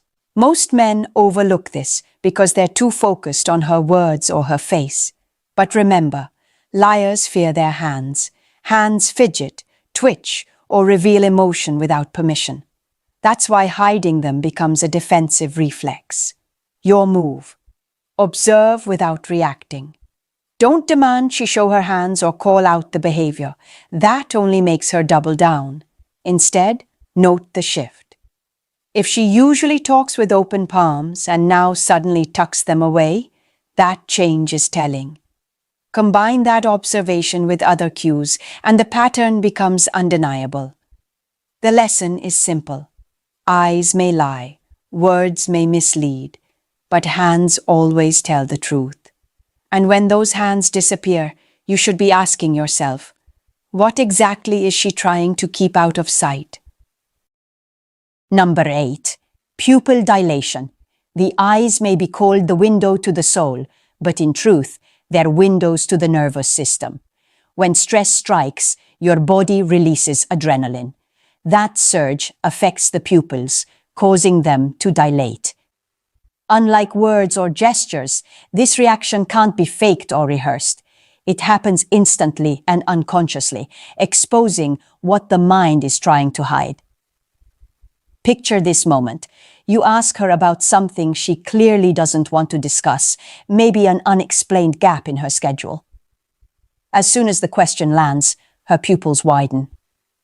The change is subtle, but if you're paying attention, it's impossible to miss. She may look away quickly or blink faster, trying to conceal the signal, but the dilation already betrayed her. This is where most men fail. They focus on what she says instead of how her body reacts. They hear the excuses, but they miss the eyes screaming with tension. A skilled liar may maintain eye contact, but even then, her pupils tell the story. The nervous system doesn't take orders from her narrative. Your move. Observe quietly. Don't announce what you see, because then she'll adapt. She'll look away more. She'll dim the lights. She'll avoid eye contact altogether. Instead, store that detail. Notice when the dilation occurs, and under what kind of question. Patterns speak louder than isolated moments. The truth here is simple. The pupils can't lie. When they flare wider at the exact moment pressure is applied, you've just witnessed the body expose what the words desperately tried to conceal. Number 9. Eye movement. The eyes carry guilt long before the lips confess it. When a person lies, maintaining steady eye contact becomes a battle. Some dart their gaze from side to side. Others blink excessively or lower their head entirely to avoid the weight of your stare. These movements are not random. They are micro-escapes, desperate attempts to flee the tension without leaving the room. Picture this. You ask her directly, "Were you with him?" For a split second, she locks eyes with you. Then suddenly, her gaze shifts left, right, anywhere but straight ahead. She blinks rapidly, as if the air itself stings her eyes, or she drops her head, forcing you to look at her crown instead of her pupils. She keeps talking, but her silence is in the movement. Most men misinterpret this. They think, maybe she's shy, or she just doesn't like confrontation. But context matters. If she only avoids eye contact during lighthearted talk, that's one thing. If her gaze breaks only when pressure is applied, that's another. Patterns define intent. Your move, don't chase her eyes, don't demand she look at you. That only gives her more power to act. Instead, observe the shift. Compare how she behaves when she's relaxed versus when she's cornered by a tough question. The difference tells you everything. Remember, the truth doesn't flinch, lies do. And when her eyes scatter under your questions, it isn't just nerves, it's the body trying to run from the very answer she refuses to say. Number 10. Nervous fidgeting. Before you get the wrong idea, this isn't about intimacy, it's about nervous energy escaping through restless movements. When someone lies, the stress has to go somewhere, and often it leaks through the hands. She may twist a ring, fiddle with her phone, tug at her sleeves, or run her fingers through her hair over and over. Sometimes she rubs her own arms, almost as if she's comforting herself. These aren't just quirks. They're coping mechanisms. Picture the scene. You ask her about an inconsistency in her story. She insists she's telling the truth, but her hands won't stay still. She spins her bracelet, taps her nails, or keeps brushing her hair behind her ear. The words are confident, but her body is restless. That contradiction is the signal.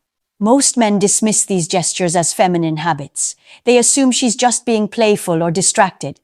But when the timing lines up, when the fidgeting starts exactly as the tough question lands, you need to pay attention. The body is offloading tension that the voice is pretending doesn't exist. Your move is observation, not accusation. Don't grab her hands or call her out. Just notice. The more she fidgets when pressed, the clearer the picture becomes. Combined with other signs, like shifting voice or darting eyes, this pattern reveals far more than her words ever will. The truth is simple. Calm hands belong to calm minds. Restless hands belong to someone fighting a story they don't fully believe themselves. And when her hands won't stop moving, it's rarely just coincidence. Here's the truth. These 10 signs are not here to turn you into a detective with a magnifying glass. They're here to give you awareness, to hand you back the power that so many men surrender in silence. A single sign on its own doesn't prove deception. People blush, fidget, or forget details for countless reasons.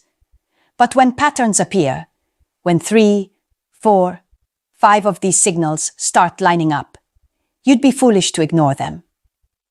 Remember, deception thrives not because she is clever, but because you are blind. Most men miss what's right in front of them because they're too focused on words or too afraid of confrontation.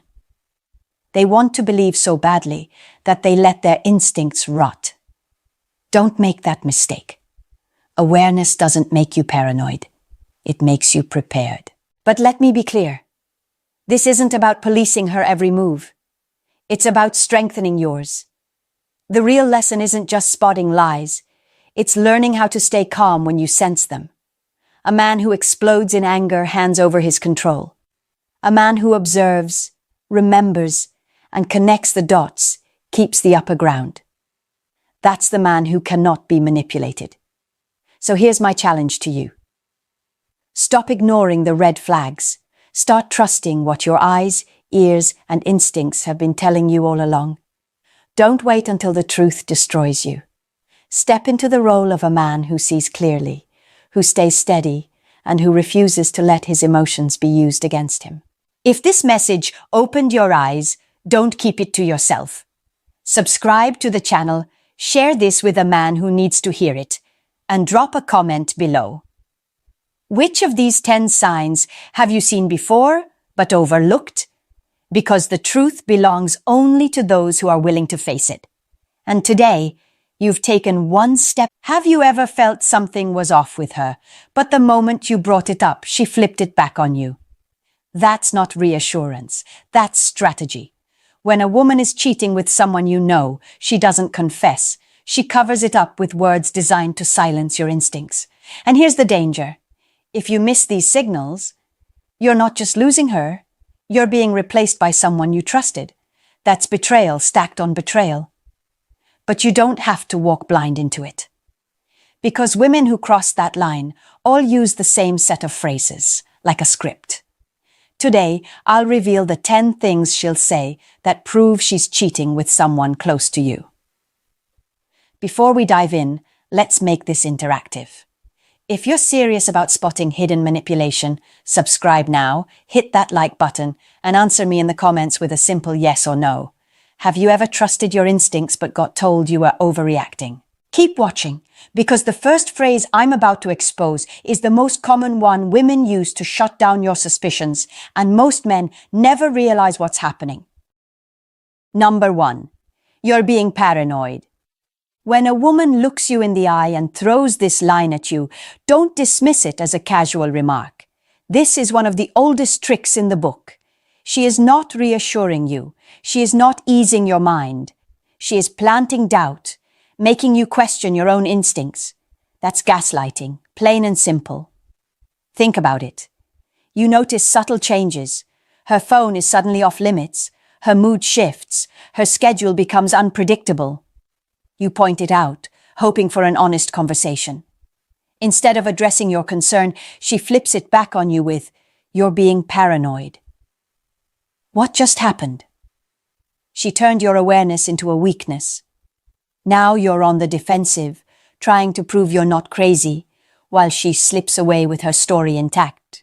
And here's the harsh reality. If she's cheating with someone you know, a coworker, a so-called family friend, she desperately needs you to stop digging. The more questions you ask, the closer you get to exposing what's really happening. So she uses language, not silence, to shut you down. That phrase is her shield, not her truth. Here's what you need to remember. Your intuition is not your enemy. It's your early warning system. A man who ignores it sets himself up for betrayal he could have seen coming. So when she says you're paranoid, pause. Don't argue. Don't defend yourself. Step back, watch patterns, and let her behavior tell the story. Actions will always reveal more than words. A man who trusts his gut never looks paranoid. He looks prepared. Number 2, he's like a brother to me. The moment a woman feels the need to label a relationship with that much intensity, it should set off alarm bells. Let's be honest, no one calls someone a brother unless there's something they don't want you to question. That phrase isn't about comfort, it's about control. She's building a shield before you even think about raising suspicion. Ask yourself this: why does she need to defend the connection so hard? If it's truly innocent, there's no reason to over-explain. The louder the justification, the more it sounds like a cover. And when the man in question happens to be someone close to you, a friend, a colleague, or part of your circle, that's when the danger is real. She knows you'd never expect betrayal from someone in your inner world, so she hides him behind a label that disarms your instincts. Here's the psychology behind it. She wants to plant an image in your head. He's family, so he's off limits. That way, every time your gut raises a red flag, you silence yourself because she already framed the narrative. It's not reassurance, it's strategy. So what should you do? Don't confront her with anger, and don't swallow the excuse. Instead, pay attention to consistency. Does her behavior with this so-called brother match the label, or is there closeness that crosses the line? Observe how much time she spends, the tone in her voice, the energy she gives. Actions never lie. Remember, a man who respects himself doesn't need to argue about titles. He looks past the words and measures the truth in behavior. And if what you see doesn't align with what she says, you already have your answer. Number 3, you're just insecure. This one is brutal because it cuts straight into a man's pride. When a woman says this, she's not comforting you, she's insulting you.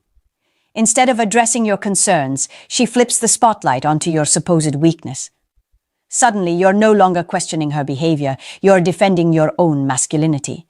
That's not a mistake, that's a tactic. Here's the truth. If she were truly innocent, she would calm your doubts, not attack your character. She would reassure you, not belittle you. But when she calls you insecure, she's setting the stage to silence you permanently. Why? Because no man wants to carry that label. The moment you accept it, you stop asking questions. You back down. And that's exactly what she wants if she's hiding a connection with someone in your circle. Think about it. Insecurity is a convenient excuse for her. It makes you the problem, not her actions. She doesn't need to explain the late-night messages or the sudden closeness with that friend. All she has to do is slap the word insecure on you, and the conversation is over. It's emotional manipulation dressed up as honesty. So what's the solution? First, don't react defensively. The more you protest, the more she'll double down. Instead, separate the insult from the reality. Ask yourself, is my concern rooted in clear patterns I've observed, or is it truly baseless? If the signs are there, trust them. You're not insecure for noticing the obvious.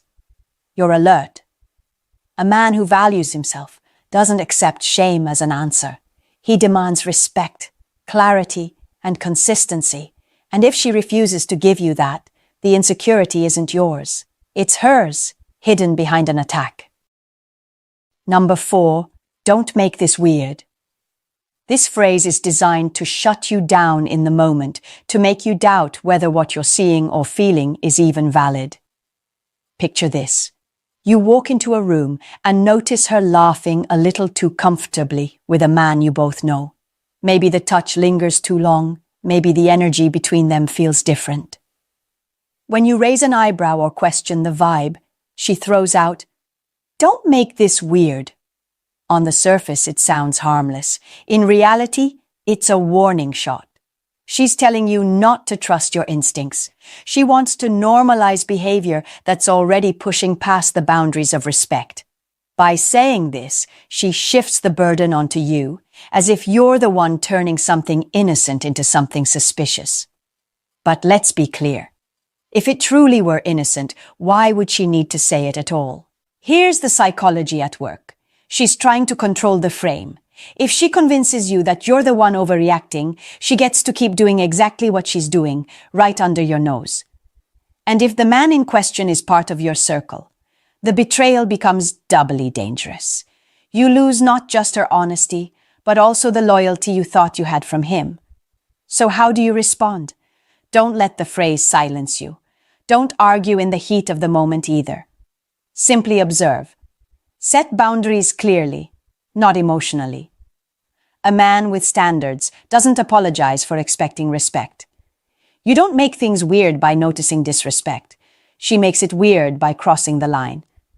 At the end of the day, if it feels off, it probably is. Trust your gut, not her deflection. Number 5. I don't know why you don't trust me.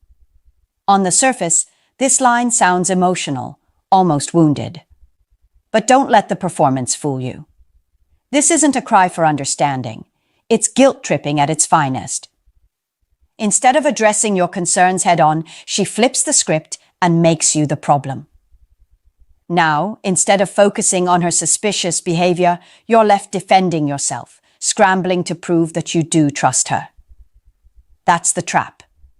She knows you've noticed the shifts, the late replies, the unexplained closeness with a man in your circle, the subtle changes in energy. Rather than explaining any of it, she leans on this emotional card. Why don't you trust me? It's not an answer, it's a diversion. By framing herself as the victim, she puts you in a position where pressing further makes you look cruel, paranoid, or unloving. Psychologically, this works because most men want to avoid conflict. You don't want to be the bad guy. And so, instead of holding her accountable, you back off. That's exactly what she's counting on. But here's the harsh reality. Trust is not proven by words. It's proven by consistent action. If she has to tell you to trust her instead of showing you why you should, something's already broken. So what's the move? Don't accept guilt as a substitute for clarity. Stay calm. Acknowledge the line, but shift the focus back where it belongs. Behavior. Say less. Observe more. A man who respects himself doesn't hand out trust just because someone demands it. He measures trust by patterns, by transparency, by alignment between words and actions. Trust is earned, not begged for. And if she keeps asking why you don't trust her, maybe the real question is, why should you? Number 6. We just vibe.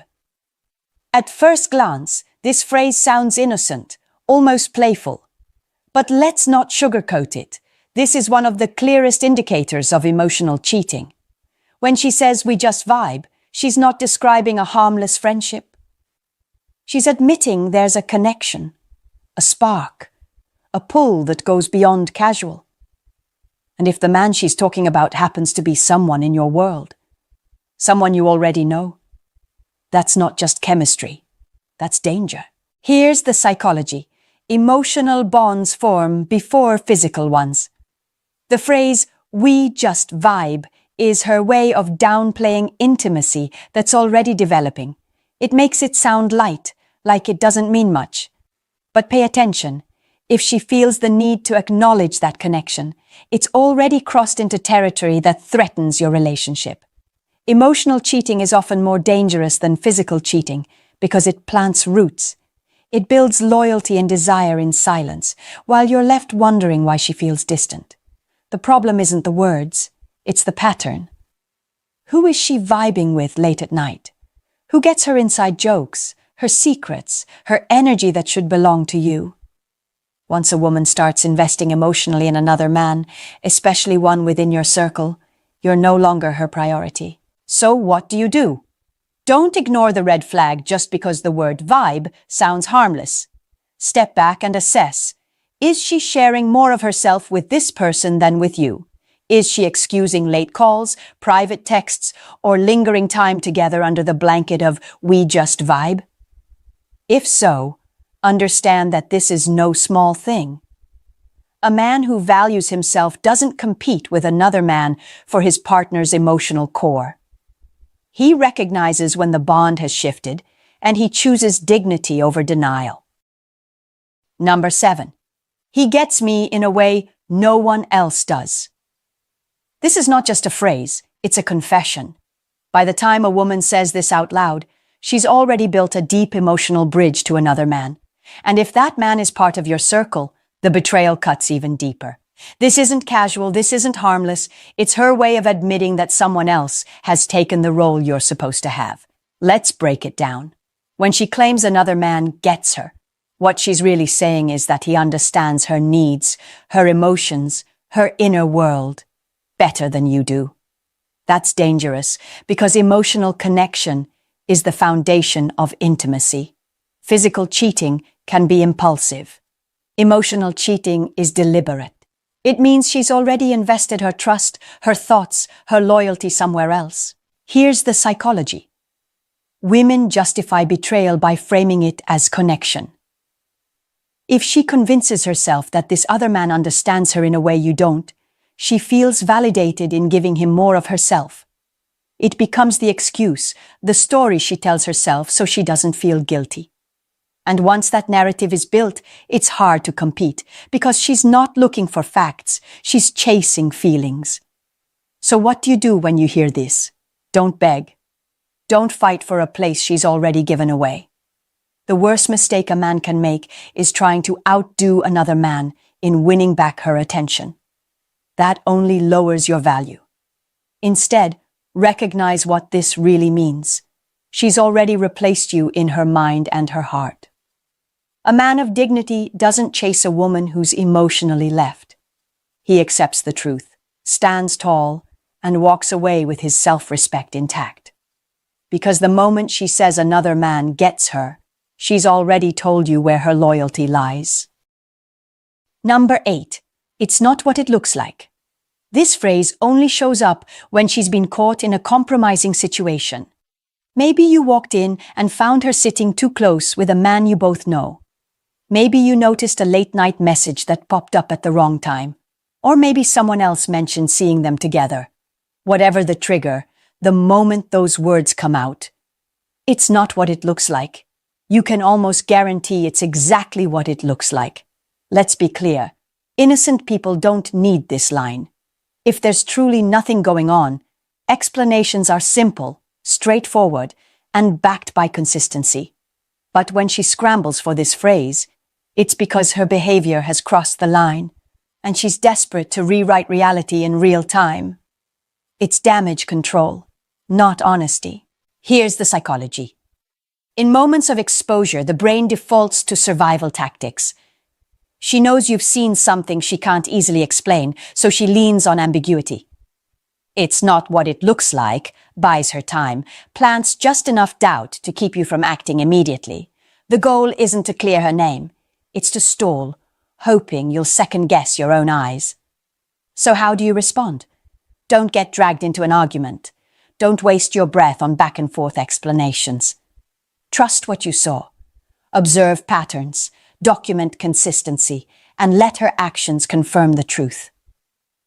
A man who values himself doesn't need to catch every detail. He only needs to recognize when something doesn't align. Remember this, words can be twisted, but reality cannot. If it looks like betrayal, feels like betrayal, and plays out like betrayal, it usually is. Your strength lies in trusting your perception, not her cover story. Number 9. Why don't you trust my friends?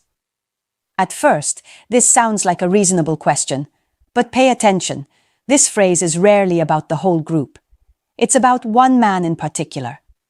By framing it as an attack on all her friends, she hides the one you're really concerned about. Instead of defending her actions, she shifts the conversation into defending her entire circle. That way, you look like the unreasonable one, and the man she's secretly protecting stays out of the spotlight. This is classic misdirection. If she's cheating with someone you know, she can't defend him individually without raising suspicion. So she blends him into the crowd, making it harder for you to isolate the problem. Now, if you question him, you're automatically questioning everyone. Suddenly, you're the bad guy attacking her social life instead of simply addressing one relationship that doesn't sit right. Here's the psychology. Guilt hides in groups. By wrapping this man in the safety of numbers, she buys him cover. And because you don't want to come off as controlling or jealous, you back down. That's exactly what she wants, to keep you quiet while the closeness continues unchecked. So how do you handle it? Don't take the bait. Don't argue about the entire friend group. Narrow your focus. Observe who she defends most fiercely, who gets the most of her time and energy, and who she insists is just like family. You'll find your answer not in the group, but in the individual she's protecting with such intensity. A man who values clarity doesn't get lost in the crowd. He knows that loyalty isn't proven by association, it's proven by consistency. If one friend stands out too much, that's not paranoia. That's your instincts telling you exactly where to look. Number 10. You never listen to me. On the surface, this sounds like a simple complaint, but in reality, it's often a setup. By framing you as emotionally unavailable, she creates the perfect justification for seeking connection somewhere else, sometimes with a man who's been in your circle all along. It's not about communication, it's about rewriting the story so she feels entitled to betray your trust. Think carefully. Everyone argues, and no relationship is perfect. But when this line becomes a theme, not an exception, it's more than frustration. It's a narrative. She's painting you as the man who doesn't care, doesn't hear her, doesn't show up. And once that story is established, she uses it to explain why she's turning to someone else. In her mind, it's not cheating. It's finding what she needs. That's not honesty, that's rationalization. Here's the psychology. People justify their actions to protect themselves from guilt. By blaming you for not listening, she shifts the responsibility. The betrayal no longer feels like her fault. It becomes inevitable. And if the man filling that gap is a friend, co-worker, or someone you already trust, the knife goes in even deeper. So how do you respond? Don't fall into the guilt trap. Don't scramble to prove her wrong by overcompensating. Instead, step back and evaluate the reality. Is this about genuine communication issues? Or is it an excuse layered on top of suspicious behavior? If it's the latter, recognize it for what it is, a justification for disloyalty. A man of value doesn't let guilt cloud his judgment. He listens, yes, but he also demands accountability. If her words don't align with her actions, you don't need to explain yourself. You need to decide if she deserves a place in your life at all. Cheating with someone you know is more than betrayal. It's an earthquake that shakes the foundation of your entire life. It's not just her disloyalty you're facing, it's the loss of trust in the people closest to you. That double blow is what makes this form of betrayal so devastating. And the cruel truth is, it rarely starts with obvious actions. It begins with words. The phrases we just covered. You're being paranoid. He's like a brother. We just vibe. These aren't random. They're calculated. They're verbal smokescreens designed to keep you second-guessing yourself while she gets closer to someone you never thought would cross the line. Words become her strongest weapon, because if she can twist your perception, she doesn't need to hide her behavior. She just needs you to doubt your instincts long enough for the damage to be done. But here's the shift you need to make. Stop treating your intuition like an enemy. Stop letting guilt, labels, or accusations of insecurity silence your awareness. A man who trusts himself cannot be manipulated. A man who observes patterns instead of chasing explanations is never blindsided. Understand this. Loyalty doesn't need defending, and respect doesn't need excuses. If her words don't match her actions, the gap between them is where the truth lives. And you don't have to chase it. Just pay attention. So here's my challenge to you. The next time you hear one of these phrases, don't ignore it. Don't let it slide. Listen. But also observe. Guard your self-respect like it's the most valuable thing you own, because it is. If you've ever faced this kind of betrayal, share your story in the comments. Other men need to hear that they're not alone. And if you want to stay ahead of manipulation, subscribe now. Like and share this video with someone you care about, because the harsh reality is, he might be the one who needs this message most. She's with another man, and you know it. The betrayal feels like fire in your chest, and yet you still love her. That love is what makes you dangerous to yourself. Because love after betrayal turns men into beggars, and beggars lose everything. But here's the truth. You don't have to be destroyed. There are 9 steps that can pull you out of this trap. 9 things you must do before you make a single decision. Skip them, and you'll regret it for the rest of your life.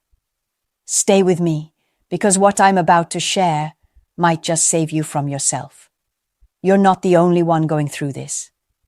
Men from every walk of life have faced this same pain, and the choices they made shaped their entire future. Subscribe right now if you want to make sure your choices lead to strength, not regret. And comment below. Are you watching this because you've lived it, or because you fear one day you might? Either way, stay with me, because the next truth may sting, but it's the one you need most. Number 1, you must face the cold reality. When a woman cheats, it rarely comes out of nowhere. Most men convince themselves it was a sudden slip, a careless mistake, something that can be brushed off if they just forgive quickly enough. But that's a dangerous illusion. By the time she crosses that line, her heart has usually been gone for a long time. The cheating is not the beginning of the end. It's the confirmation that the bond was already broken. This is where many men fail. They cling to the fantasy of who she used to be instead of confronting who she has already become. They replay memories of when she was loyal, when she smiled only at them, when intimacy felt secure. But memory won't save you. The woman standing in front of you today is not the same one you once trusted, and pretending otherwise is self-deception that will cost you even more. You need to remove the blindfold. Stop asking, "How could she do this to me?" and start asking, "Why didn't I see it coming?" The signs were there, the distance, the excuses, the shift in her energy. You just didn't want to face them. Now the truth is undeniable, and the longer you delay accepting it, the deeper the wound will cut. Here is the hardest part. She betrayed you, not at the moment she slept with someone else, but at the moment her heart left the relationship while you were still holding on. That's when you truly lost her. If you can't accept this cold reality, every step that follows will collapse. This is the foundation. Without it, you'll keep negotiating with illusions instead of dealing with truth. Number 2, you must turn the spotlight on yourself with ruthless honesty. After betrayal, most men obsess about her actions, where she went, who she was with, what she said. But the brutal truth is, the most important questions are the ones you must ask yourself. Because before you decide whether to hold on or to let go, you need to know exactly what you're holding on to. Start by stripping away every excuse. Has she done this before? If she has a history of being unfaithful, then you're not dealing with a one-time event. You're staring at a pattern. And patterns don't vanish because of apologies. Next, ask, why did she cheat? Some men want to believe cheating is just cheating. But context matters. Was it a careless night fueled by alcohol and poor judgment? Or was it an affair that stretched for months, maybe years, where emotions were invested, secrets were built, and intimacy was redirected away from you? One is reckless, the other is a full replacement. They are not the same. Then confront the state of the relationship before it happened. Were you drifting apart? Was she voicing dissatisfaction that you ignored? Or did she blindside you when you thought things were perfectly fine? The answers here are not about justifying her actions. They are about exposing the truth of what your relationship really was. This process will hurt. It will tear down the image you've built of your relationship, the version you wanted to believe in. But unless you face these questions with ruthless honesty, you will make decisions based on emotion, not reality. And decisions made in desperation almost always chain men to the very pain they're trying to escape. Number 3. You need to determine whether her betrayal was driven by compulsion or by conscious choice. This distinction matters more than most men realize. Treating them as the same thing will trap you in confusion and waste precious time. Compulsion looks like this. She repeatedly seeks attention or intimacy outside the relationship, often without clear reasoning, almost as if she cannot control the urge. It may be linked to deeper psychological issues, patterns of self-sabotage, an inability to commit, or even a craving for validation that no single partner can satisfy. In these cases, she might not even take real pleasure in what she's doing. It's simply an addictive loop she struggles to break. That doesn't make it any less painful, but it means you're dealing with something rooted in her inner wiring, not necessarily in your shortcomings. Choice, however, is very different. When she plans it, hides it, and maintains it, that's not compulsion, it's intent. It's when she evaluates her options, knows the risks, and still decides to betray. That is a declaration of her values. And once you see it for what it is, you can no longer fool yourself into believing she just slipped. Ask her directly. Does she feel in control of her urges? Or was this something she calculated? Does she even acknowledge the difference? Her response will tell you more than you think. But don't confuse her excuses for answers. Many women will claim, "I don't know why, it just happened," when in reality, it was carefully orchestrated. If it's compulsion, she needs professional help, not just promises. If it's choice, then you must face the fact that she betrayed because she wanted to. One can possibly be managed. The other is a permanent red flag. Don't blur the line. Your future depends on seeing it clearly. Number 4. You need the right support system. Betrayal is heavy. Trying to carry it alone will crush you. But here's the danger. Most men, in their pain, run straight to the wrong people.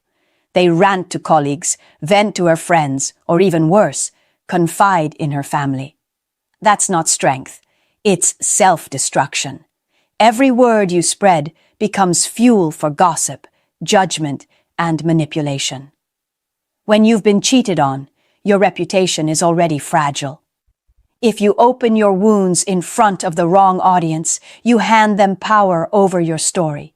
You become the man who couldn't keep his woman, and those words will echo long after the pain fades. You cannot afford that. What you need is selective, disciplined support.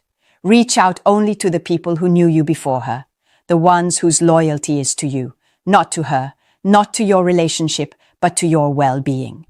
It could be a longtime friend, a brother, or a mentor you trust. Tell them what happened, not to get instructions, but to have a safe place to process the chaos in your mind. Make it clear, you're not asking them to make decisions for you. You're asking for perspective, maybe just a listening ear. Sometimes saying the words out loud to someone you trust helps you hear your own truth more clearly. But always draw the line. Don't bleed your pain into every corner of your life. Don't tell her best friend, her co-workers, or mutual acquaintances. That's not release. That's exposure. Your support system is your shield, not your stage.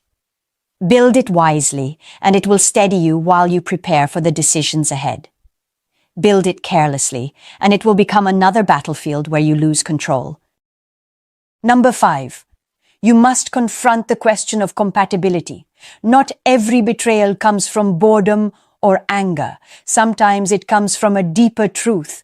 She doesn't believe in monogamy.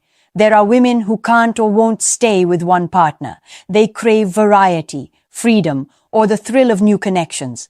And if that's who she is at her core, no amount of pleading or promises will reshape her. This is where men destroy themselves. They convince themselves that love is enough to bridge the gap. They think if they love harder, forgive faster, or perform better, she'll suddenly embrace loyalty. That's a fantasy. Values don't bend under pressure. They either align or they don't. If she rejects exclusivity and you believe in it fully, you are not partners. You are opponents fighting under the same roof. Ask yourself, could you ever accept an open relationship? Could you live with the idea of her seeking intimacy with others while still calling you her partner? If the thought alone makes your stomach turn, then you already have your answer. Trying to force yourself into that arrangement will break you piece by piece. On the other hand, if you truly believe you can handle openness, you need to define the rules with absolute clarity. But let's be honest. Most men who say they're okay with it are just terrified of losing her completely. They compromise out of fear, not conviction. And compromise built on fear is the quickest road to self-destruction. Compatibility is not about how much you want her back. It's about whether your core values match. If they don't, then clinging to her is not love. It's self-betrayal. And that betrayal is far more devastating than anything she's done to you. Number 6. You must take a tactical pause. When you first discover betrayal, your emotions will scream for action. You'll want to explode in rage, demand explanations, or worse, beg her to stay. That is exactly what you must not do, because the moment you lose control, you hand her all the power. Silence and distance are not weakness, they are strategy. After the shock, step back. Create space between you and her. Give yourself the time to breathe, to clear your mind, and to regain your composure. If you rush in with anger or desperation, you set the tone for the entire aftermath, and it will be one of chaos. During this pause, focus inward. What are your boundaries? What are you absolutely unwilling to tolerate? What would need to change for you even to consider rebuilding? Write it down if you have to. This is not about her yet. It's about you stabilizing yourself before re-engaging. Then when you are ready, initiate a conversation. Speak calmly, but firmly. Ask the questions that matter. What led to this? Was it about unfulfilled needs, or was it about choices she made, knowing full well the consequences? Listen, but do not surrender your position. This is not a negotiation to win her back. It's a fact-finding mission to decide whether she even deserves a place in your life. And remember this, a pause carries more strength than begging ever will. Space communicates that you are not dependent on her validation. It tells her, without words, that you are a man who can stand on his own. In betrayal, that posture is your shield. Number 7. You must reach the decision point. Every man who has been cheated on eventually faces this crossroad. Do you stay and attempt to rebuild, or do you walk away and reclaim your life? Most men delay this choice, clinging to uncertainty because it feels safer than the pain of a final answer. But indecision is its own form of destruction. So here is the truth. Staying is only an option if both of you are fully committed to change. That means she takes accountability without excuses, and you are willing to face uncomfortable truths about the relationship.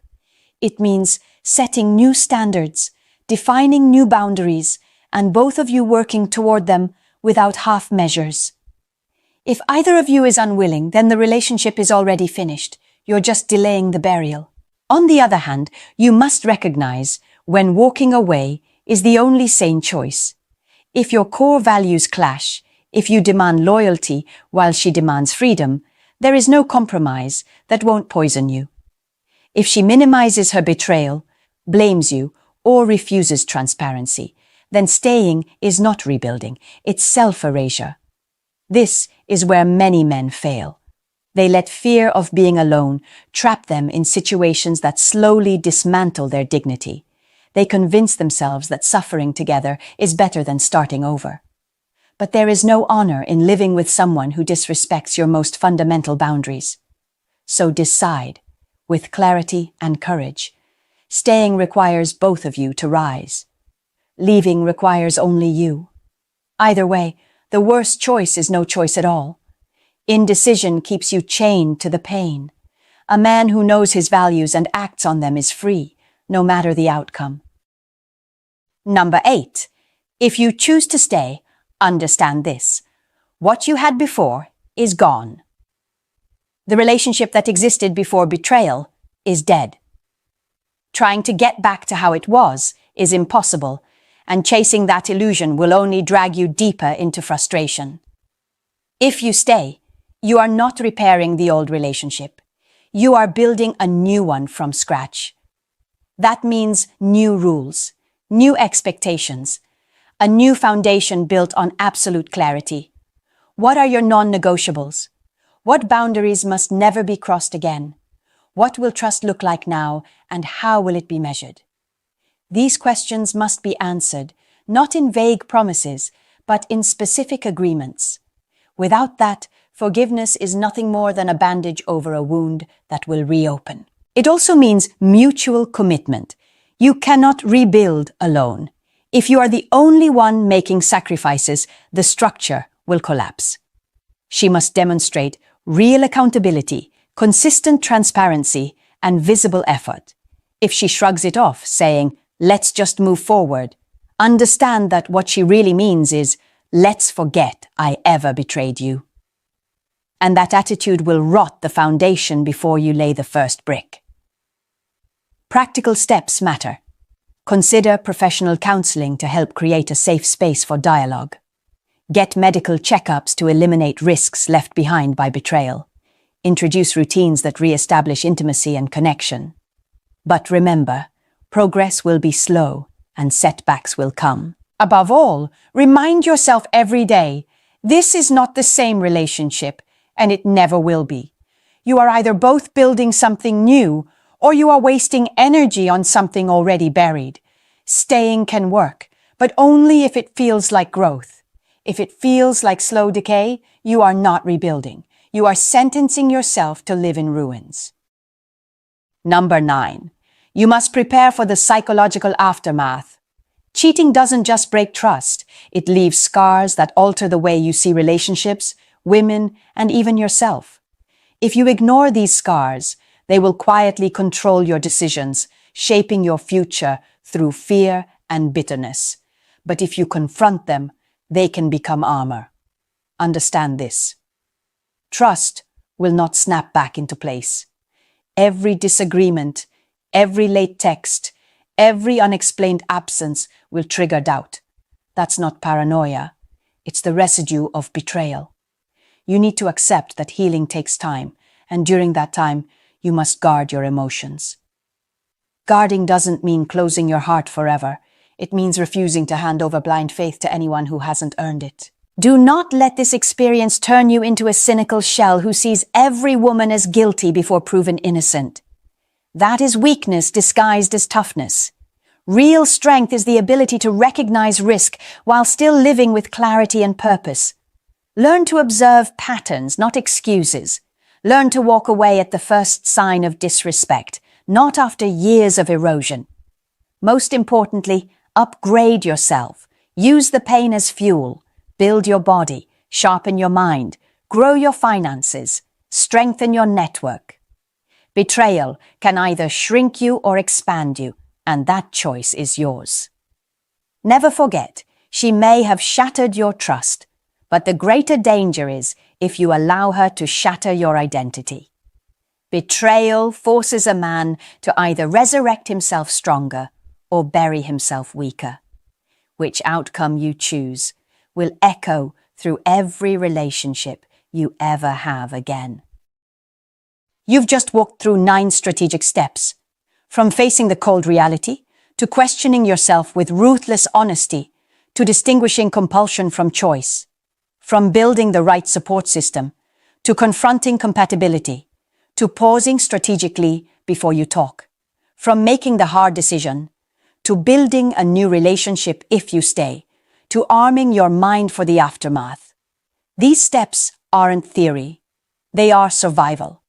Not every man will have the strength to follow them. Some will collapse in denial, hoping the problem disappears. Others will drown in emotion, making desperate choices that bind them to more pain. But a few will rise. They will see betrayal for what it is, not just a wound, but a test. And how you respond to that test will define the man you become. Understand this, surviving infidelity is not about her. It's about you. It's about whether you allow one act of betrayal to destroy your dignity or whether you use it as the fire that forges you into someone stronger. It's about refusing to let her actions dictate your future. It's about reclaiming control, not only over the relationship, but over your life. If this message hit you where it hurts, leave a comment below. Share what step you're struggling with or what truth finally snapped you awake. Subscribe to this channel so you never miss another breakdown of the hidden games in relationships. And if you know a man who's stuck in this nightmare, share this video with him. Sometimes the harshest truth is the only lifeline that saves a man. She may have cheated. That's her betrayal. But the greater danger is if you betray yourself by ignoring reality, by clinging to illusions, by selling out your values just to keep someone who already left you. Remember this. She can betray you once, but only you can betray yourself for life.